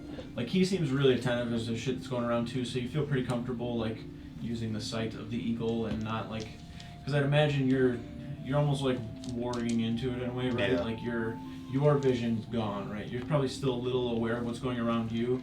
I'd say that I don't know, does it say that your senses like come to you? Like, are you hearing what the eagle would hear, or like? I believe I have all of its senses. Okay, so you probably would just not be aware of what's going on around you. As a bonus action, you can see through the familiar's eyes and hear what it hears until the start of your next turn, gaining the benefits of any special senses it has. Okay. So you have so anytime that you're using its senses, like yours are just, I would say, probably Yeah, probably. disabled. Like you might have a little bit of it where if something were to obviously I would hit say- you or Within seconds, I can be back present, but Yeah. yeah, for the Okay. most part, I'm probably blind and deafened. so you're having to kind of stop and do that because you're not just gonna walk right, not knowing exactly where it is you're going. So once you have those moments where you're stopping and looking, the eagle being so high up and those shapes, like the way that it is, like it can see fairly well, but like I said, the way that the shadows and everything are, it has to kind of swoop down a little bit and look. So it kind of does this like fly over the river in a way where like you're close enough and you can see it. The river itself is over 100 feet in its width, like it's quite large. You guys are on a narrower part of it, like where your actual village kind of sits, where you guys can see pretty well the other side of it, but there are gaps and large openings in it and the width of it that changes throughout to where like parts of it are quite wide. Where you're looking at where those shapes are, they're like right on the cusp of where the river starts to widen, like Okay. and get like a little bigger. So it's like right at the edge of that, and there's a strong current that kind of actually comes from like the northeast down to the northwest to where it gets into this little spot where it starts to widen and like roll across it. So there's a little bit of like splash up onto the shore, but the current's like pushing into the direction of like you guys southeast of where these, or sorry, southwest of where the boats are on the other side. And you see that they are boats when the eagle like sinks down. They're like these long kind of, almost like deep haul like canoes in a way, but they seem very narrow. They're not like these wide like ships like you guys have, like these long ships that you guys have constructed and made. Even your smaller kind of like fishing boats or travel boats, whatever they are. The boat that you had made to like go raiding is quite large. These ones are, I mean, it's probably like literally enough for a person to sit into it, and they're probably close to like 20 or so feet long. Like they're long and lengthy, but they're very narrow. They seem like lightweight. You can see that there's like a line where they've been like dragged up onto the beach. There is some bits of like random brush that's like thrown on them, which is why they had like this weird out of place shape. So you can see that something is trying to like hide them in a way. Once you leave the eagle's vision and you're kind of sitting there, Ralph is still like sniffing away, kind of walking through the forest. You're not like outside of the forest yet, but you can still see those tracks every now and then. You're only catching bits of them from like where the way the sunlight is coming in, because it like is actually on the opposite side, so like the way that it's rolling in through like what would be behind you as you're walking with it. You're almost getting this like oblique lighting to it to where you can catch them pretty easily if the sun is shining in through the canopy, to where you could basically, when you start to follow it and look, like it basically goes all the way to the river. Okay. And then obviously stops because you can't see anything going deeper into that. Yeah. I'll call it quits there and I'll start to head back. Okay. I think I got enough information to at least, go back to Broad here with and tell him like what I saw, and then we can start to talk to other people about it. He's So. a wolf tower right now. Hey, Broad here. I'm like, Barking step at right you. up, step right up. Check out the guy in the cave. He's like, I need to talk to that guy. Ah, that's 5 gold, buddy. Take a look at that second sign. We're not responsible for any lost limbs. Plus, I want to make sure I get back before dark in case they were to make an advancement or something again. As you begin walking back, Ralph is kind of sniffing away at the ground and realizes you guys are kind of heading back. He's still every now and then, like he can't help it, like he just kind of like sniffs and like looks back, sniffs and kind of looks back. You see as the sun, like you're still making your way out of the forest, you don't take the exact same path like going out, like you don't just like turn around and go straight back out the same way you came. It's a very, tough environment to just like go through and move around, so you're just always looking at the easiest path to walk through. And you realize very quickly, like where Ralph's walking, you can see the way the light is coming in, that there's like this almost very faint like metallic sheen of something that's like sitting in the ground. Like there's like a bunch of sticks and brush and shit, but you see this like metallic like piece of material that's sitting there, and he's basically like walking toward it. Like he's like sniffing kind of on the ground, like looking back, takes a couple of sniffs on the ground, like gets up to it basically to where he's maybe 2 steps away from it, to where when you see it and you're like looking at them, like, what the fuck is that? You can see a bunch of like teeth on the outsides, like the edges of it, and you can see that it looks like it would probably be some form of like a trap for, you know, I'm something. gonna yell out like, Yeah. "Stop!" Yeah, he like puts and like looks back up, and he's just kind of like, Back up. he just like turns and like sits and is like looking at you, and then looks back down and starts sniffing. Wait. Don't move. I'll walk up and I'll. Yeah. Pretty sure it's probably some sort of like bear trap or something. Yeah. Step in it. Is this something that I would know that we would be putting down or anything like that? Maybe. Steps Okay. back, steps into another one with the other foot. I'll just kind of take a deep breath and say we better get back to the path and just kind of point straight like west and like Mhm. just walk right over that way. And Okay. Yeah, you kind of are able to maneuver around it. Make another investigation check as you're kind of walking back. Walking through bear trap territory. You've wandered into 17. the bear 17. trap territory. That's you walking, getting hit by You were 5 quite bullets. close to like the path when you had first walked in, and Take them. That's good, man. you begin to like make your way back toward it. But as you are, you're also like looking through the forest, like the brush, like thicket and everything, to where like the way that the sun is coming in, you're catching more and more bits of this like almost metallic shine of Yeah. shit throughout the forest, to where like you see not one but maybe 8 or so of these traps that are kind of set on the southern side of where this path is. Like Okay. it seems that they are just spread all throughout, and at first when you start thinking like, you know, this might be something that we've been setting, you think of it more and like this is a little bit extreme, and most of the animals that you guys have that are hunted, like Sigrid is going out, or his father every now and then, or Falden, like are the primary hunters within the village, and they're typically going out bow and arrow style, Yeah. like not setting much traps. If they set traps, they're small snare traps for like rabbits, but they're not quite putting up like bear traps like this. You also don't remember hearing anybody about putting bear traps on the side, like it'd be something that Okay. somebody would more than likely bring up, that they set up a shit ton of bear traps. They're out to get this. But you see a ton of them Could just be throughout the traps. forest randomly, like just looking. And sometimes, like when you see the little shine, you're not sure if it even was one, but there's just a lot of them that seem to be in that area. Okay. And then once you get back onto the path, obviously you're not seeing them. That's spooky. Rolf almost got fucked up again. Again?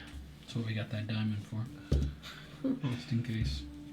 I guess I'll just kind of be on high alert walking back, Mhm. just to make sure. I'll keep the eagle closer and kind of maybe just like more directly above, kind of circling around, just monitoring everything going on and making sure nothing's coming up behind us. And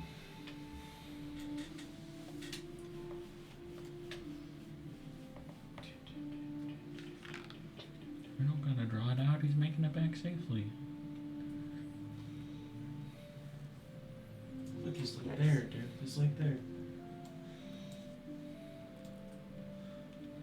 He is there, guys. He's Oh, like, Ralph's dead. Stuck on a tree. no, Ralph. No, Bear eagle. traps that he He hit. just fell 30 feet, dude. Roll 3D time. Everybody's still there. Checking out the blood eagle. is it like actually this time of day now? Yes. Okay. Yeah. By the time everything were kind of wound down and you would have got to this point, Blood eagle's so beautiful at sunset. Yeah. you know that everybody is likely going to be at the long haul Yeah. in order to eat later, which is right around this time. The only meat that you have to work with for food is like rabbits for the night. Do we not have hunters? We do, but a lot of them are more preoccupied like with the wall, and every now and then some of them will That's hunt. fair. That's fair. And most of what they are hunting is just like rabbits that are close in the small fields with either like a quick bow and arrow kill or trapping them with snares. Hmm. Sigrid, who is Jerry's character, is one of the hunters within the village. But nonetheless, like the rabbits just seem to be what mostly has been caught and kind of kept for a little bit to use. And like I said, these meals at night are just more or less for nutrition purposes and people like eating than trying to make like big feasts every time.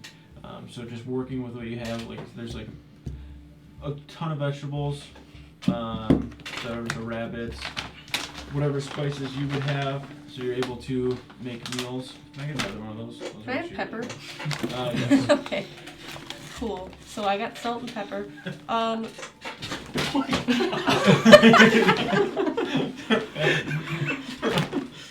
No way. I want you to know if that was mouth level, I was catching it.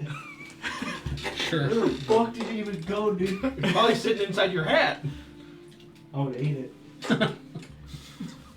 There's just meat somewhere, dude. Loose meat hanging about. Oh my god. Get Harper in here. Oh, it's right here. It ended up over there? I'm sorry. What do you mean, It's your meat. It's hairy meat. I'm sorry. No. He loves hearing meat, so that's actually better, fine. Too. I'm taking two now. That no was like, no. But eat it, but no. Dude got me on the forehead, dude. He's still That's getting some slapped with gambit meat on the shit. forehead. Well, one tapped you. You would definitely have pepper. Okay, so I'll use that. Do we have carrots? Yes. Okay, so I'll use some carrots. I'll use potatoes. Is that ferrets? Do we have any sort of like? Well, I'll use the zucchinis too. Okay. And then The birds for special potatoes. I don't know if I said occasions. that already, but that's You're it. making a lot of stew. Well, yeah, it's gonna be a thick stew. I don't know. We fuck with We stew. got fucked What with the last hell? night. We need a good stew. It's true. We love stew. Hmm. Wait, you don't like stew, dude? I do. Suspicious. That guy named Stu though, Who's Stu? he's a douchebag. Yeah, fuck And then we just make the broth with like water and spices, right? Okay. Sure, in our village, You could probably use like some ground up flour in there. Make it No, something just in case He's anybody's one of the hungry. the traders that come every once in a while. Fucking stew, dude. I hate that guy. Now Billy has to make a stew. Making a note of it. Stu is a dick. Now Stu's gonna be the main villain. Maybe I'm just gonna get introduced to Stuart, so we're gonna be thrown off at first. We'll be like, why is this guy exceptionally fucking rude? Like, wait a minute. That's him. Writing note. Stewart is stew. Alright. You guys all eventually at some point at different staggering times end up back at the long haul where I'd probably food's gonna go be- pretty early and just like get like a decent amount of food and then just bring it back. Okay. I also Okay. probably would have put like a blanket and a pillow in the cage. Okay. I don't know. Not I've suspicious never at all. caged myself Change your before. I don't know. clothes. Change your clothes. Toothbrush. He's got his overnight bag. Be standing A couple magazines, Yeah. flashlight. And then I'd lock myself in the cage, eating stew by myself. Did you say flashlight or flashlight? What? Both. Why not? If you got them. You got him. Anything goes in the cage.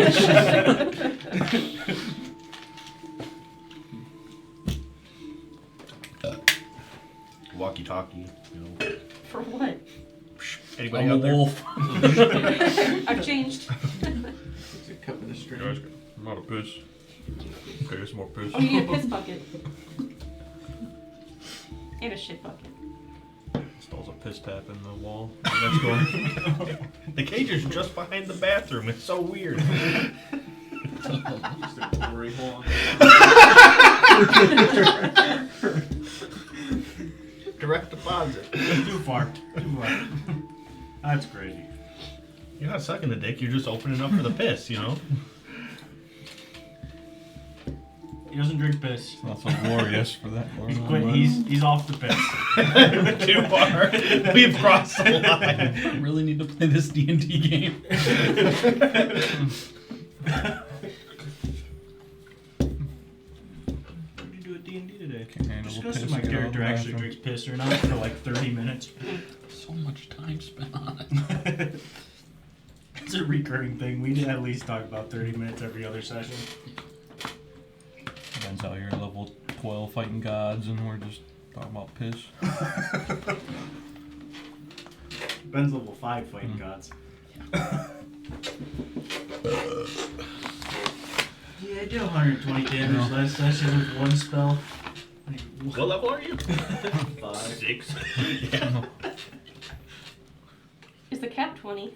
Yes. Okay. Unless. Allegedly. Unless. You can get like It is 20. boons and stuff.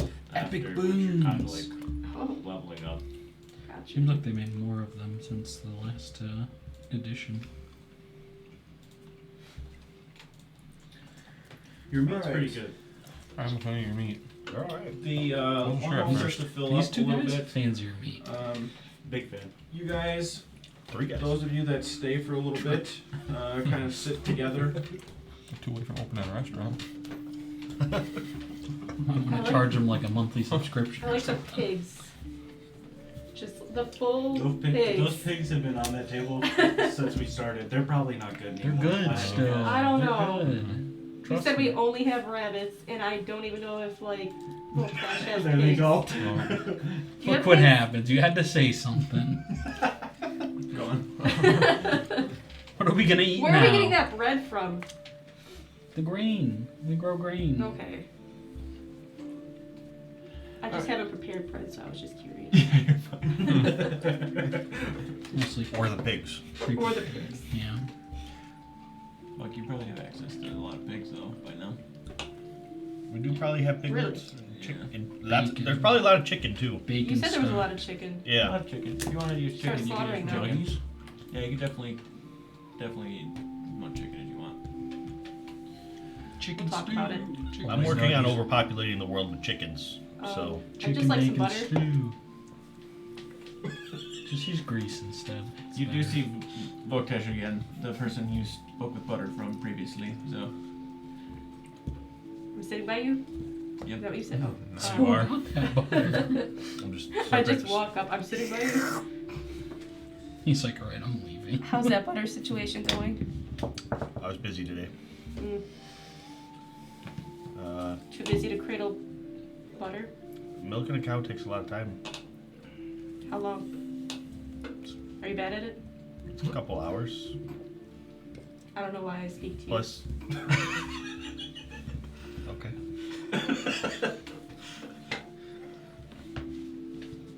Sorry, go ahead. I was just gonna say the cow's getting pretty old, so I try not to overwork her, and I don't know how much longer she'll be around. So If, That's nuts. if I get you some butter, it'll be nice, but then we won't have butter, and then all the food won't taste as good. I think. We don't have butter as it is, so I don't know what you're. Are you implying that the food doesn't taste good? No, now? I'm saying like the butter would make it better, and then we wouldn't have it, and then everyone would be like, "Wow, this tastes like shit. Where's the butter?" And you know, I don't want everyone to get excited and then take it away from them. That's all. I'm just trying to be realistic here. Those people that raided my village, wherever they are, I bet they have dairy cows, considering they took ours. So Well, if we keep getting attacked, we're Your gonna. notes, Billy. They have cows. Write that down. Write that down. He did say they had cow. yeah. I meant that the other. If we keep getting attacked and we have to go on an expedition that way, That's the only reason they we find the raided. cows. I'll try to bring them back. They're in the north. That's where you came from, right? That is where I came from, but I'm asking if that's where they settled. Who? The wolf people that keep attacking us. I don't know where they're at. Oh, okay. I mean, they attacked you first, and you were north, so they're probably north. I wasn't sure if you had more intel than I did. I mean, maybe. They keep attacking us from the north. That's it. I have nothing else to say.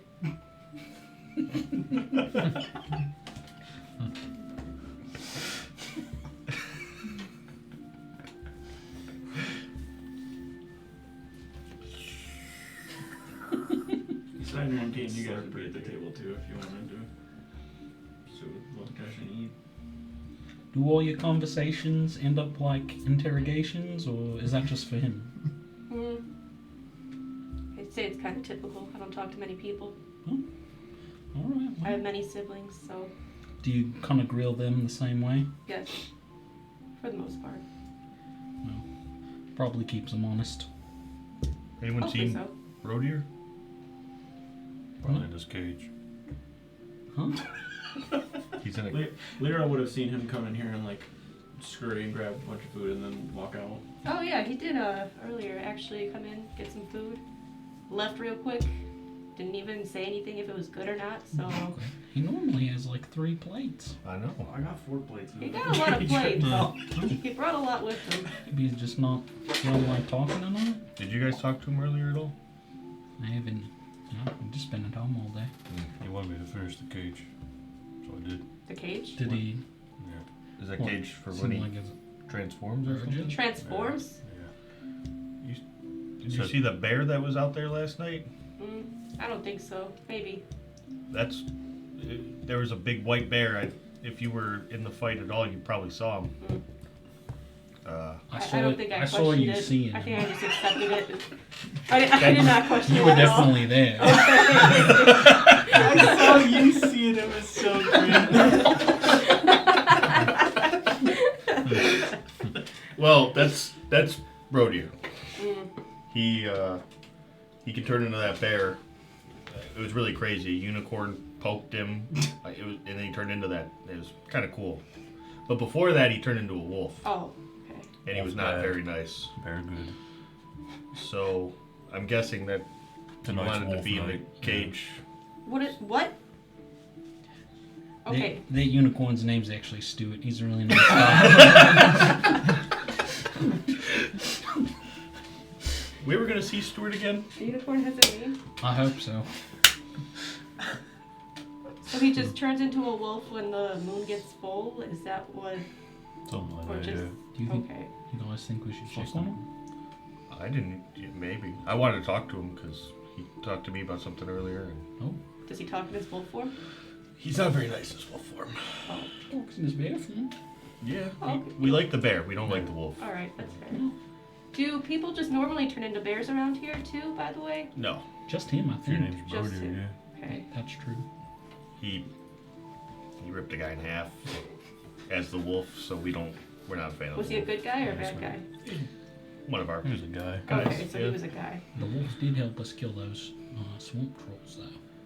And then as soon as they were dead, the wolf turned on us. Yeah. Oh. Yeah, sounds like he should be in a cage. Yeah, he's got like 1 strike, so he gets another one. He's One more, he's in trouble. Sounds like 1.5 strikes. Kill a dude, turn on you. Should we maybe finish up here and then go check on him? Sure. Well, if you wanted to talk to him anyway. Yeah. I have no business with him. I'm gonna stay here. The stew's good. Thank you. Glad you like it. Mm-hmm. Sorry there's no butter.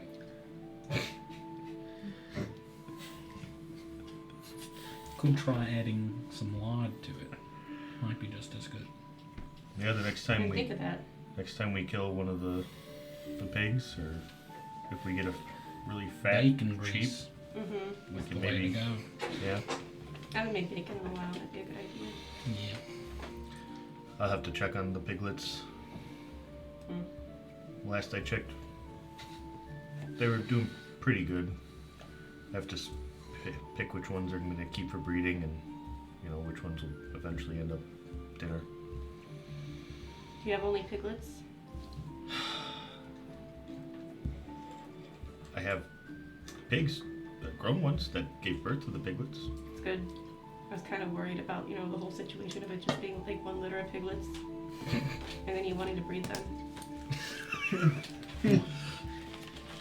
He's called one of everything. Where's my list of One animals? cow, 1 pig, 1 chicken. 1 dying cow. My animal dex is complete. Yeah. His name is Noah. No, I have. Noah completed the mission, okay? He got 2 of each.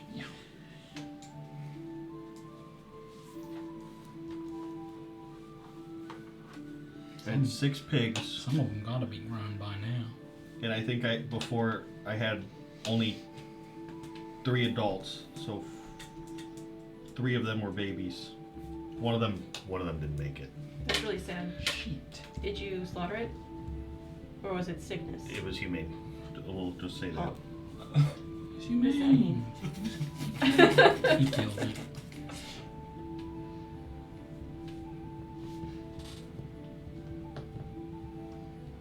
Hold on, let me get my booklet out to see all the animals I have, even though I tend to them every day.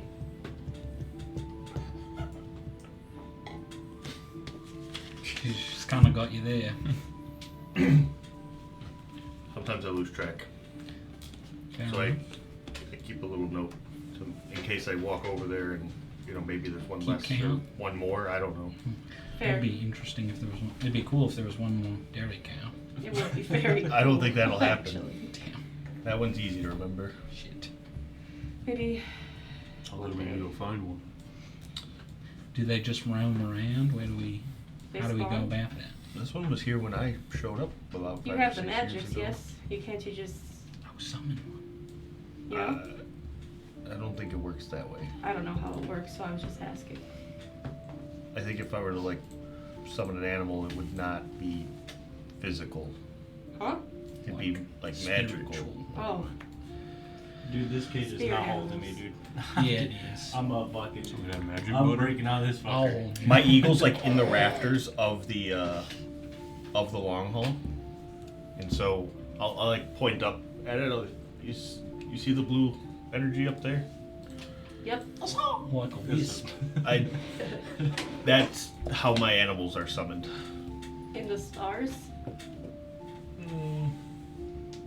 Well, to me it looks like an eagle. I guess I don't know what you see it as, but yes.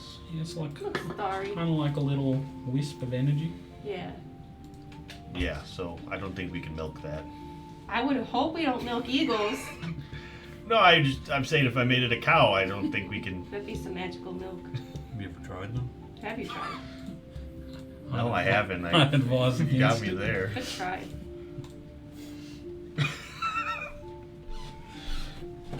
Milk the magical cow. It sounds like a really bad kid's book. Magic butter. Infinite butter. Shall, Made a note. shall we Is that your quest log? shall We all we have one. It's okay. I just check on Brody? yeah, we can go. Good luck out there. Let's walk over and We may need it. Maybe we come back later and talk to him. Oh shit. Spray him. Down, boy, down. Bad. That's all we needed the whole time, was just a spray bottle to stop me from fucking that transforming. newspaper.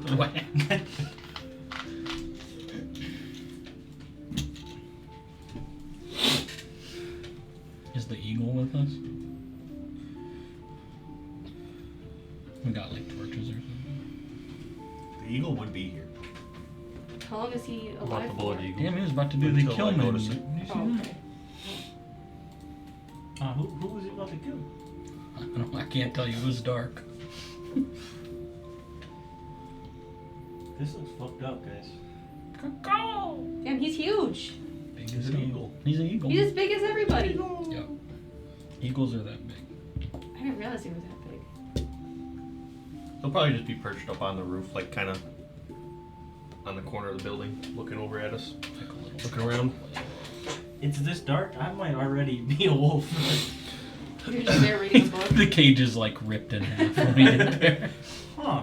That's not a good sign. He was supposed to be in here. I gotta go. Bro, dear. Pack up my bags and leave. Oh, I deal with that. That's Bro, dear. He's whining. Is Brody or a wolf? He's not, but when you guys actually make your way over to the cage, you can see him kind of in a almost sitting fetal position, holding the sides of his head. Doing sit-ups. You see little trickles of very small little trickles, almost like scratches on the back of his head from him taking his hands like this. And then as he's moving his hands kind of across his head, you can see his fingernails are kind of a little bit longer than normal. You start to see on his arms there's little bits of fur that are starting to manifest, and he seems like he's fighting. He's not normally when you've seen him transform into the werebear form, he's almost embracing it in a way, and it's just very it's still a pretty gruesome transformation and painful looking, but he kind of embraces it more and just kind of lets it occur. This, he seems like he's kind of at war with himself in a way where like the moon is forcing it to happen, and he's trying to control what exactly it is that he's going to shapeshift into. Do I gotta save? Yeah, you do. You have to make your. You tell me what to roll, dude. I'm ready. Just want to make sure we're doing the right thing here. Just fall to it. Just become the wolf. Don't fight it. I'm just Right. kidding. If we kind of see him struggling, I'm gonna lean down to him, and I'm going to whisper to him. Yarvin misunderstands the nature of the wolf. You can fight this. And I'm gonna give him Ben's luck, so I'm gonna spend a sorcery point to let him add a D4 to that roll. Got Ben's luck? I'll show you. Oh, this is That fucking would be- free, bro. That guy walks into buildings and people just stare at him. This will be an at 20 right there. Yeah, but he has to walk into the building first, so. Yeah. I'm walking in the building, so I'm Oh, good. okay. I'm also going to use my ability to add a d6 to his roll. Oh my god. Get to add a D4 and a D6. I'm gonna still fail and it's Keep gonna be stacking so them. Somebody let him add a D8. sad. Wait, hold on. Advantage? Alright, so as you guys are sitting there trying to kind of surround and speak with him, you can see that he's kind of struggling. He's gonna shoot himself. He Already did? gets these moments where he's He's standing up guidance. and kind of pacing. He's kind of breathing very heavily. He's almost already like slouching over. You can see these like tufts of fur that are poking through in some spots. You can see him intentionally just like staring down, trying to like breathe and fight it. But you watch him as he like paces and moves around. That like the more he seems to be fighting it, the more that he's losing control in a way. Like he's not trying to control it for a moment, and that's when you start to like speak with him and try to like help him and calm him down a little bit.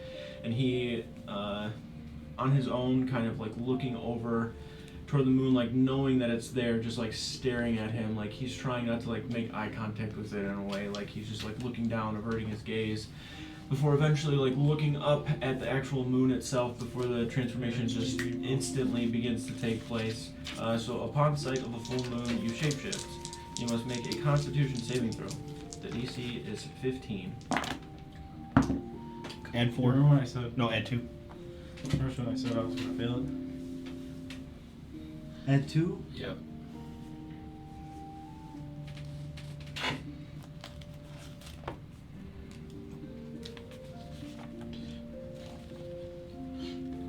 Yeah, even with all that, 13. still in the cage. You watch as he looks up at the moon itself, and you instantly have this shooting pain down your spine. You guys hear these like crunching noises. You watch his arms extend outward, the fur kind of popping out. As the fur pops out, you see this kind of dark gray fur that you recognize as that wolf, tucked kind of in the corner. So this cage is a little bigger. This isn't an accurate representation of it. It probably extends out to like where you guys are actually standing.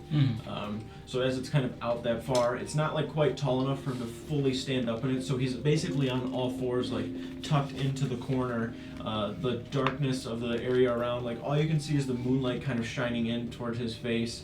You can see the eyes illuminating. They're this deep, like orange color, very wolf-like eye. And as you guys just kind of peer a little bit in toward the cage, there's this just like boom, like slam up against the metallic part of it, where you kind of jolt back where he's sitting there. The teeth are like on the bars themselves, like kind of biting. You can see just, like drool just falling to the sides. You see the parts of like the ground where Brodir's skin has basically like, it doesn't turn into actual fur. like it just sloughs off, and underneath appears like this actual like wolf-like creature.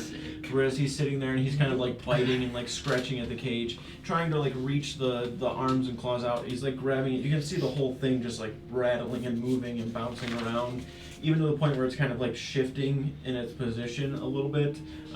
But it's very heavy. It's well made. It's strong enough to keep him at bay, but he is relentless in his attempts to just like bite and like scurry forward, reaching and trying to like scrape at the bars. You can hear the nails like scratching on the metal. The teeth are like clanking up against. There's just like this like as he's biting the bars themselves, grabbing at it, even trying to like push up at the top. It's just a relentless effort for him to just continually try to escape from the actual cage itself. Can I, like, if I notice any weaknesses occurring, like, throughout this process, can I, like, cast mending on them to keep this thing, like as cage? reinforced as it can be? Yeah, for sure. Okay.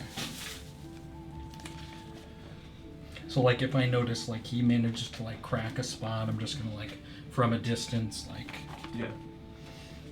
Yeah. It holds up pretty well, but you do notice every now and then, like, that occurring to where if it was repetitive, you know, like if he noticed the defect, he would be able to break it for sure, but he seems like he's in such a frenzy that he's just, like, bouncing in and out throughout it, growling. He doesn't even seem to be, like, fully there. Brody, you also have to make a wisdom save. It's just for you to be able to remember. Do I still have the D64 or no? I have to roll the d6. I get to choose to use it. So. Yeah, you can roll another d4. I'll spend another sorcery point. I think at this point, Steiner, knowing this is happening, is probably just gonna stay here the whole time. This dice only rolls 2s, I guess. Mm. Just examining the whole page. Not really looking at him. I got a 20. Okay. So you are in that kind of bit of a space where, like, you're there but you're not driving. Like you're seeing everything that's happening. You're experiencing it. Like you can feel the nails across the metal. You can feel the teeth clanking onto the metal. You can feel the pain of whatever, you know, like when your bones were extending or wherever the transformation, like the pain of that, the skin sloughing off. You can feel all of it. You can see everything, but you have no control right now. You can feel that the urges of the actual wolf wanting to just like kill what's out in front of it are there, and you can't fight it. Like you're trying to, and you remember these things, and you're in there like cognitively, like you can think, but you just can't actually act in any sort of way. So you're just here all night in this phase. Like nothing is rendering you unconscious, right? Like you're awake. You are the werewolf until the actual sun starts to come I up. put a pillow on a blanket, so maybe like the wolf will see that and like. Yeah, He's like a tucked nap. up. Dying. Oh, that wolf looks so When- snuggly. He opens one eye up. When he transformed and we were like all kind of standing there watching it happen, would I be able to discern if it was a natural occurrence or a magical one? I'm pretty sure you've done this before a little bit. Natural as it comes, dude. I think I tried to like detect. You tried to poison see or if it was like disease or something. yours. You tried to see if it was similar to like Yeah. your shape shifting, and it's not. It's different. Whatever it is. I'm trying to explain this without giving, because you'd be able to tell, right? Like you can tell. There's no.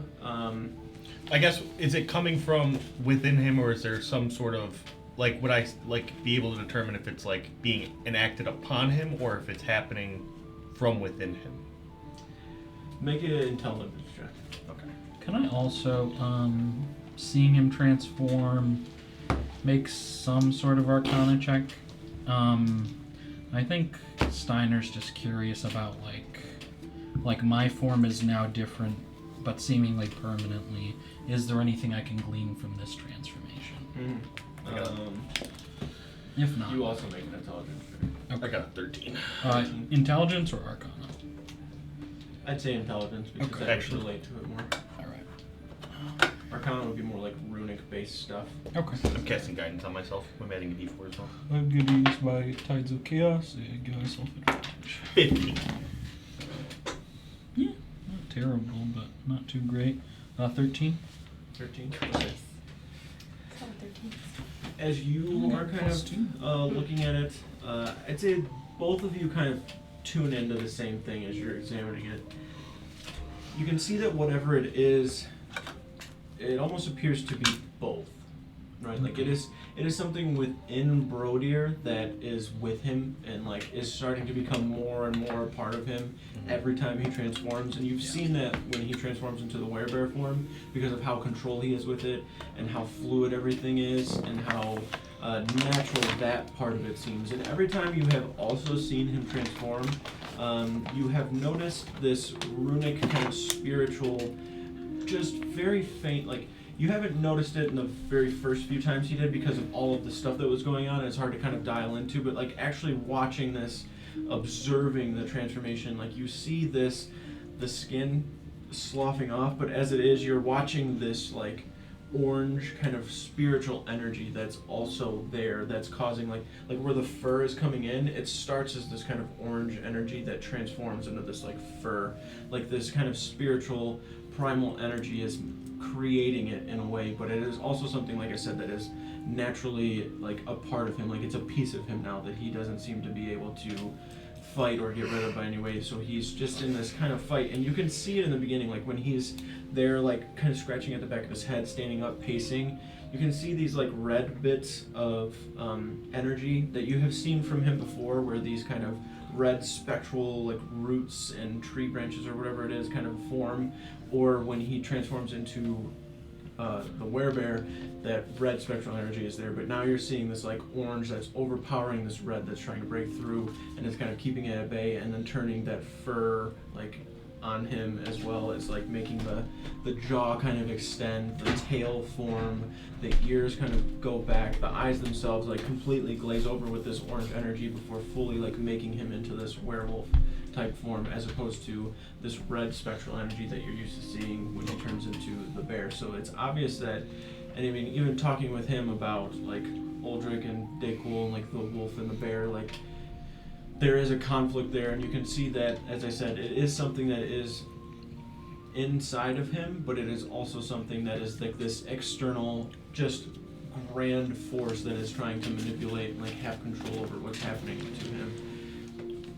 For you guys, even though you understand all of that, and a lot of that is really obvious, the huge question of like why, right? Like there's something that is still like this huge gap that's missing.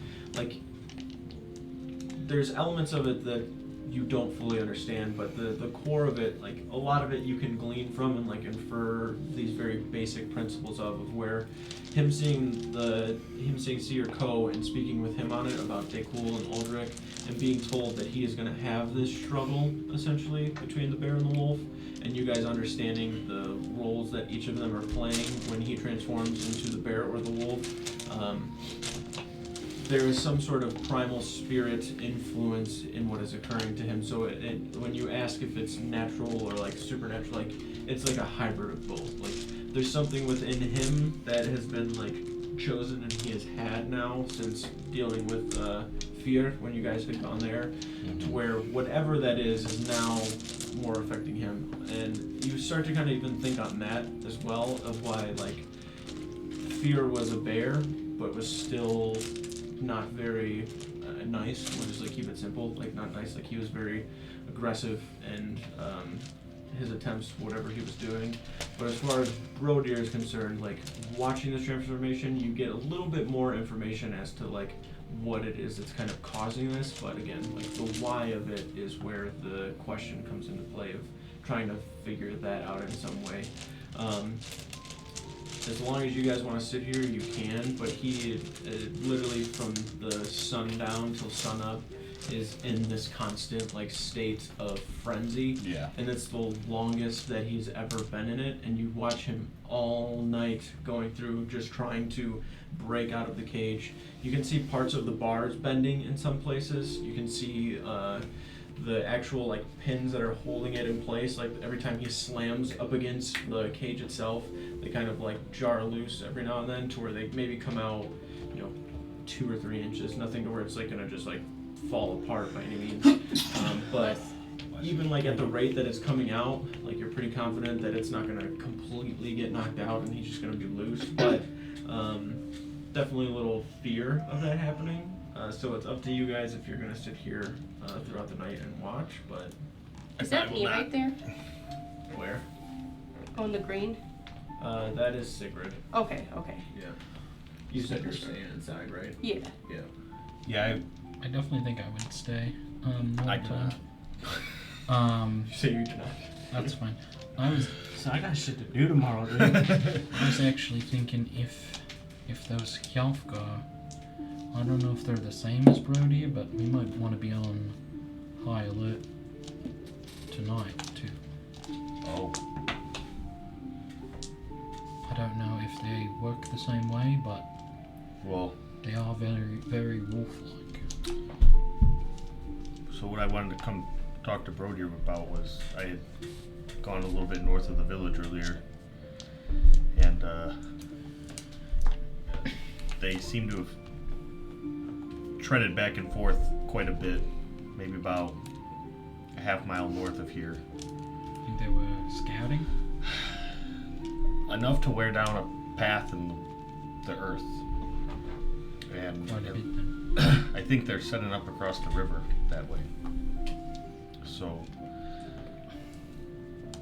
I didn't stick around long enough to see anybody coming, but I didn't want to get caught out there alone either. It might be something to tell the Jarl and Gimdall maybe. The only reason I wanted to talk to Brody first was because he approached me earlier about this, and I just wanted to talk to him about it in case he wanted to approach the Jarl. But he's not really in a good way to do that. What do you think?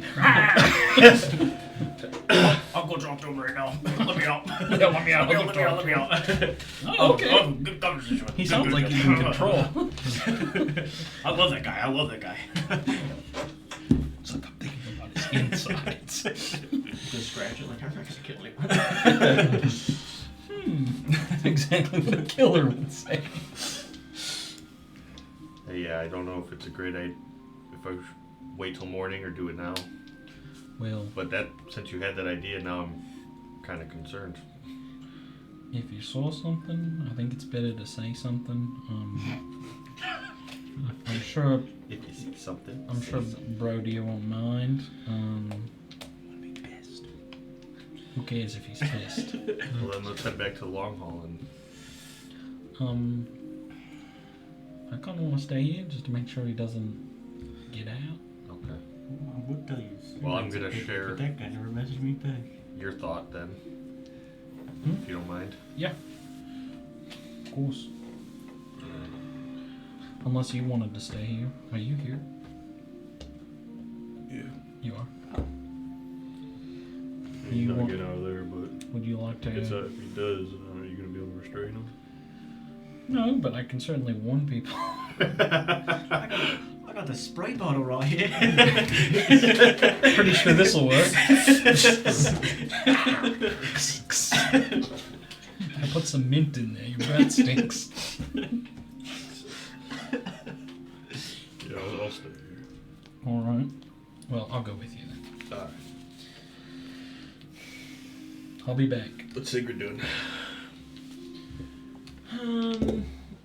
He's probably just gonna go to his house. I don't think he would want to be anywhere near any of that. I'm good. I did not get an opinion from Jerry yet, so. Is there like a lip there on the stones? Yeah, a little bit. I'm just gonna sit on the ground on the edge then. Okay. I'm gonna do one quick mending check on the cage before we walk that way. As you're sitting there, it's basically just you and Brody are behind you, and you just hear growling, the metal getting clanked Like in the against. cage. Probably put my back up Chomping. against like the wall on the edge there. Yeah. I'm just like, He's got his full arm out trying to get you. It's like all he wants to hold hands. The clanking of the metal, the teeth. If you want to come inside, I got teeth, a fucking pillow pillow and a there. blanket. He has a spend a night back. If I make it rain on him, he'll make him happier, calm him down a little bit. You take this spray bottle, you're gonna need it. Okay. This rolled up newspaper. You guys make your way over to the long hall. You and Steiner, correct? Go inside. There's still a couple of people, a good amount of people even, inside eating, sitting around. You know, the Jarl is up at the throne. He has a bowl in his hand that he seems to be eating from as well. His wife, Svala, next to him. Zelfjorn is just kind of over at a table to the side. You can see Gimdall in the top kind of rafter area, kind of leaning over, holding the bowl as he's looking down, kind of eating. Is it typical that we would just like walk up to the Jarl, or okay? Is he just hanging out? Okay. Well, let's go.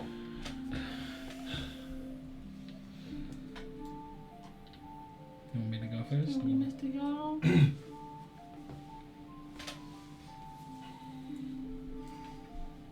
Are you waiting for me? I've never really approached the Jarl. Oh. Am I eavesdropping distance? Yes. Sweet. I'm dropping eaves. I'll just walk up then. Excuse me, all. We have some information that may be of use or necessary. Very well, what is it? Well, Why is he so bad? earlier today, after we'd been attacked last night, I kind of walked out into the woods to the north to see if I could get any sort of indication where these people might be coming from. And I found a path that looks like they're coming from the east, traveling west, and then to the north of us and down through the woods that way. I followed the path east, and using some magical ability, I was able to discern that they have these boats of sorts on the opposite end of the river. And I believe they're camped out over there and traveling across during the night and then bombarding us from the north, and that's how they're getting over here. The trail's not very far from here, maybe about half a mile to the north. I was kind of inspired to do this because of Brodir, kind of, saying, hey, like, is there anything we can do about this? And I was like, well, I don't think we can do anything until we have anything to work on. And so, Where's Brody? He's incapacitated. Occupied at the moment. It's his. I don't know. Would we know that the Jarl knows at this point? Because I don't know if we would be privy to that information. Maybe when you came back is when you brought it up. Oh, he's a bear when he came back. He showed him that he could turn into the bear, right? Yeah. Yes. I think I also And then told him that the accident happened. I was gonna say, and then Right, killing it. you obviously had the. Yeah, so he's aware of that. I don't think he knows how it works. His condition is a little more sensitive on nights with full moon, so he is somewhere safe at the moment where he can't harm anyone. And who arranged for that? Himself and Kane, I believe. I trust it all as well then. But that kind of got me thinking about if his condition is like this, I don't know how similar these Hjalfgar are to these kinds of changes seemingly affected by the full moon. So we may need to be on higher alert tonight. It may just be a good idea. He looks up, Gimdall kind of above him. You hear that? Gimdall just kind of nods. No idea on it. He kind of points over to see from a couple of other people inside and starts to like head out. This information about where they're camped, I think, is very good. I think we need to take advantage of it. I don't think a full-on attack would be necessary, but being prepared for one wouldn't be so bad. I think more of a tactful approach would be best. See how many they have. See if we can bring the fight to them even. Alright, well, if there's... How long will Brodier's condition be hindering him? Just till morning. As soon as the sun rises, he should be...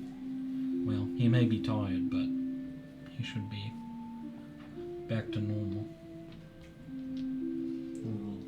I hope what happened last night will stifle them and to them not attack us again. But as Steiner mentioned, it could come in pretty heavy. Yeah, I don't know if it works the same way, but that's just kind of where my mind went.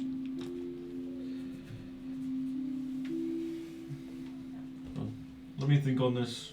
Okay. Tomorrow evening, the two of you, as well as Sacred Cain, Rodier.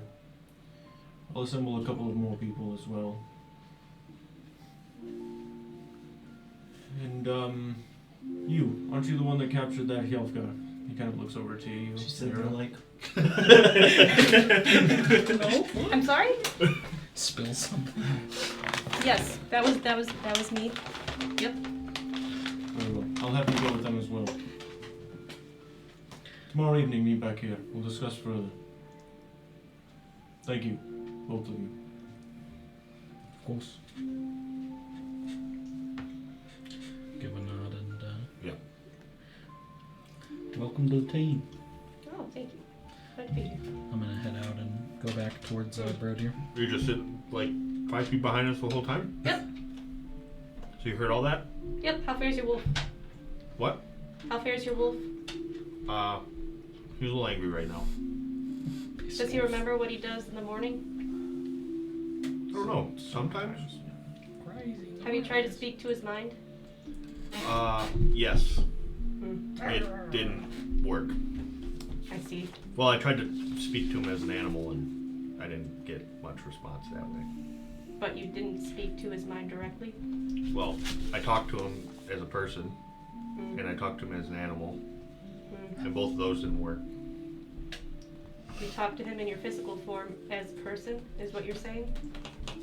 I'm gonna use my my mind link ability on her. I'll be like, yeah, I've tried multiple things. So you just hear me in your head. I'm not moving my Alright, mouth I'm at gonna all. do psychic whispers and just say, okay.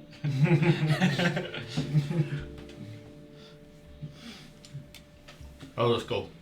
I'll just kind of let just walk away. Alright. How's the wolf going? I'm okay now. He's go open the gate. That's suspicious. I killed 3 people. I'm fine. That's all I needed to do. Only 3. No, Kane just opens the door and he's just like, about fucking time, dude. Yeah, it's fully been morning for like 3 hours. He's still just... So, Gain, a little hungry. It's exactly what a wolf would say. Don't listen. You guys make your way back over to the area. Yeah, shut up. Rodier is still a werewolf. There's still just constant. He doesn't let up. He's trying to break the cage, bite, slash, whatever he can do, slamming into the side of it. At one point you see the bar kind of out a little further than you are comfortable with, to where you can kind of adjust it. 20 gold. 20 gold. Let me out. Hey, Kane. 20 gold. The girl wants to see us tomorrow evening, along with Sigrid and Rodier when he's back to normal. So that girl Lyra will be there as well, and he said a couple other people perhaps, but he got a high watch tonight, so I know you've been involved with that. If you need me, I can help out in any way. Yeah, I'm not much of a up close fighter, but if you need somebody to watch, I can give it a shot. I'll hook my horn from my belt. Mm-hmm. I'm on duty this meet? So much power, so much Yeah. responsibility. I was- If he gave me one of those, I'd blow it right away. I don't want. There's a No. wolf right here. We don't want him killed. Holy shit. This is how we get exiled. We're fucking around. Kill him! One diamond left. He's dangerous. Kill him. Where should I go? Northwest side of where Roadier was. All right. Well, I guess I will see you all in the morning. All right. I think I'll sit down and I'm gonna pull out my lute and I'm just gonna like pluck a tune over the sounds of the gnashing at the cage. Yep. Still a lot of chomping, growling, the slashing continues. And it just keeps going and going and going before eventually the sun starts to slowly kind of peak up. You taking the watch, you find yourself like 75% of the way through it starting to feel like tired to where like even if you go back and sleep, like you sleep for, you know, the few hours that you need or whatever it may be, and then you're up and you're fine. But you feel the fatigue, the weird change in the time, like watching the sun. You've watched it come up, but never like through the night and then seen it coming up. Yeah. So it's a little disorienting. You're a little fatigued, tired, but you are also very vigilant while you're like out looking around, expecting werewolves to start charging at you. I got my eagle out there flying around. Yeah. Doesn't seem to pick up on anything. Everything seems quiet. You, Brodier, you remember all of it, but the absolute lack of control. You remember hearing them talking about what they were talking about and everything, but it's just like this physical fury and bloodlust that you also remember feeling when you were there. Like you had the feeling that you wanted to kill each one of them. Like you had that sense, like that sensation was just rushing through your blood. But you, Brody, like in your mind were fighting it, but you couldn't resist the feeling itself when you were in that form. First time you've transformed into the wolf in a little bit, and you kind of are very fatigued in the morning. Like your fucking teeth hurt, dude. You guys Chewing on can metal. physically like are you standing up? Yeah, I was sitting like this up against the wall. My teeth and are then just by the too much time the before morning I comes, can I even was imagine. back to sleep. Yeah, right. Yeah, I might have like dozed in and out, but I think for the most part I was up. The two of you probably both fall asleep at some point, and then as you're waking up, you're realizing that you were able to really, because there's some couple times you probably would have tried to, and then like growling and slamming against the cage, like you're looking, even that rod coming out, like you've adjusted it once or twice, whatever it may be. But nonetheless, like you guys fall asleep at some point, and when you wake up, you realize you were able to fall asleep because he had transformed back into Brodier and wasn't really like slamming against the cage anymore or anything. I'm probably laying on the fucking torn up pillow and the blanket's barely covering half my body. Just holes and shit all in it. It's like a small towel. There's just stuff kind of thrashed about. It's a bigger blanket. Feathers from the pillow, all sorts of shit. But nonetheless, he is back to Brodier. Passed out. You can see the latch on the outside. You know that he won't be able, like he could probably reach and just do it from in there, but if you guys wanted to, like now, you could just kind of have it open for him, but he is in there, just slumped beyond all belief. They don't know, but this is the bait. I turn back into That's Brodier, exactly so what a it's- wolf would do. Fucking turn back, kill everyone. Kinda like wake up a little, like sore Yeah, in my arm there. Yeah. Stand up. Yeah. Pat standing there on the bat. Yeah. He's like on his side, like literally like that, like asleep. Morning. Morning. Pop it open, swing it open, and then walk back to my house. Okay. I'll just kind of give like a bang on the bars and wake him up. Wake up, but just Come on, let's get you to bed, buddy. You made it. I think I might just lay here for a while. You sure you don't want to walk to bed? It's probably more comfortable. I don't think I can walk right now. You want me to bring you some food? No, I'm good. Okay. You can see like the sign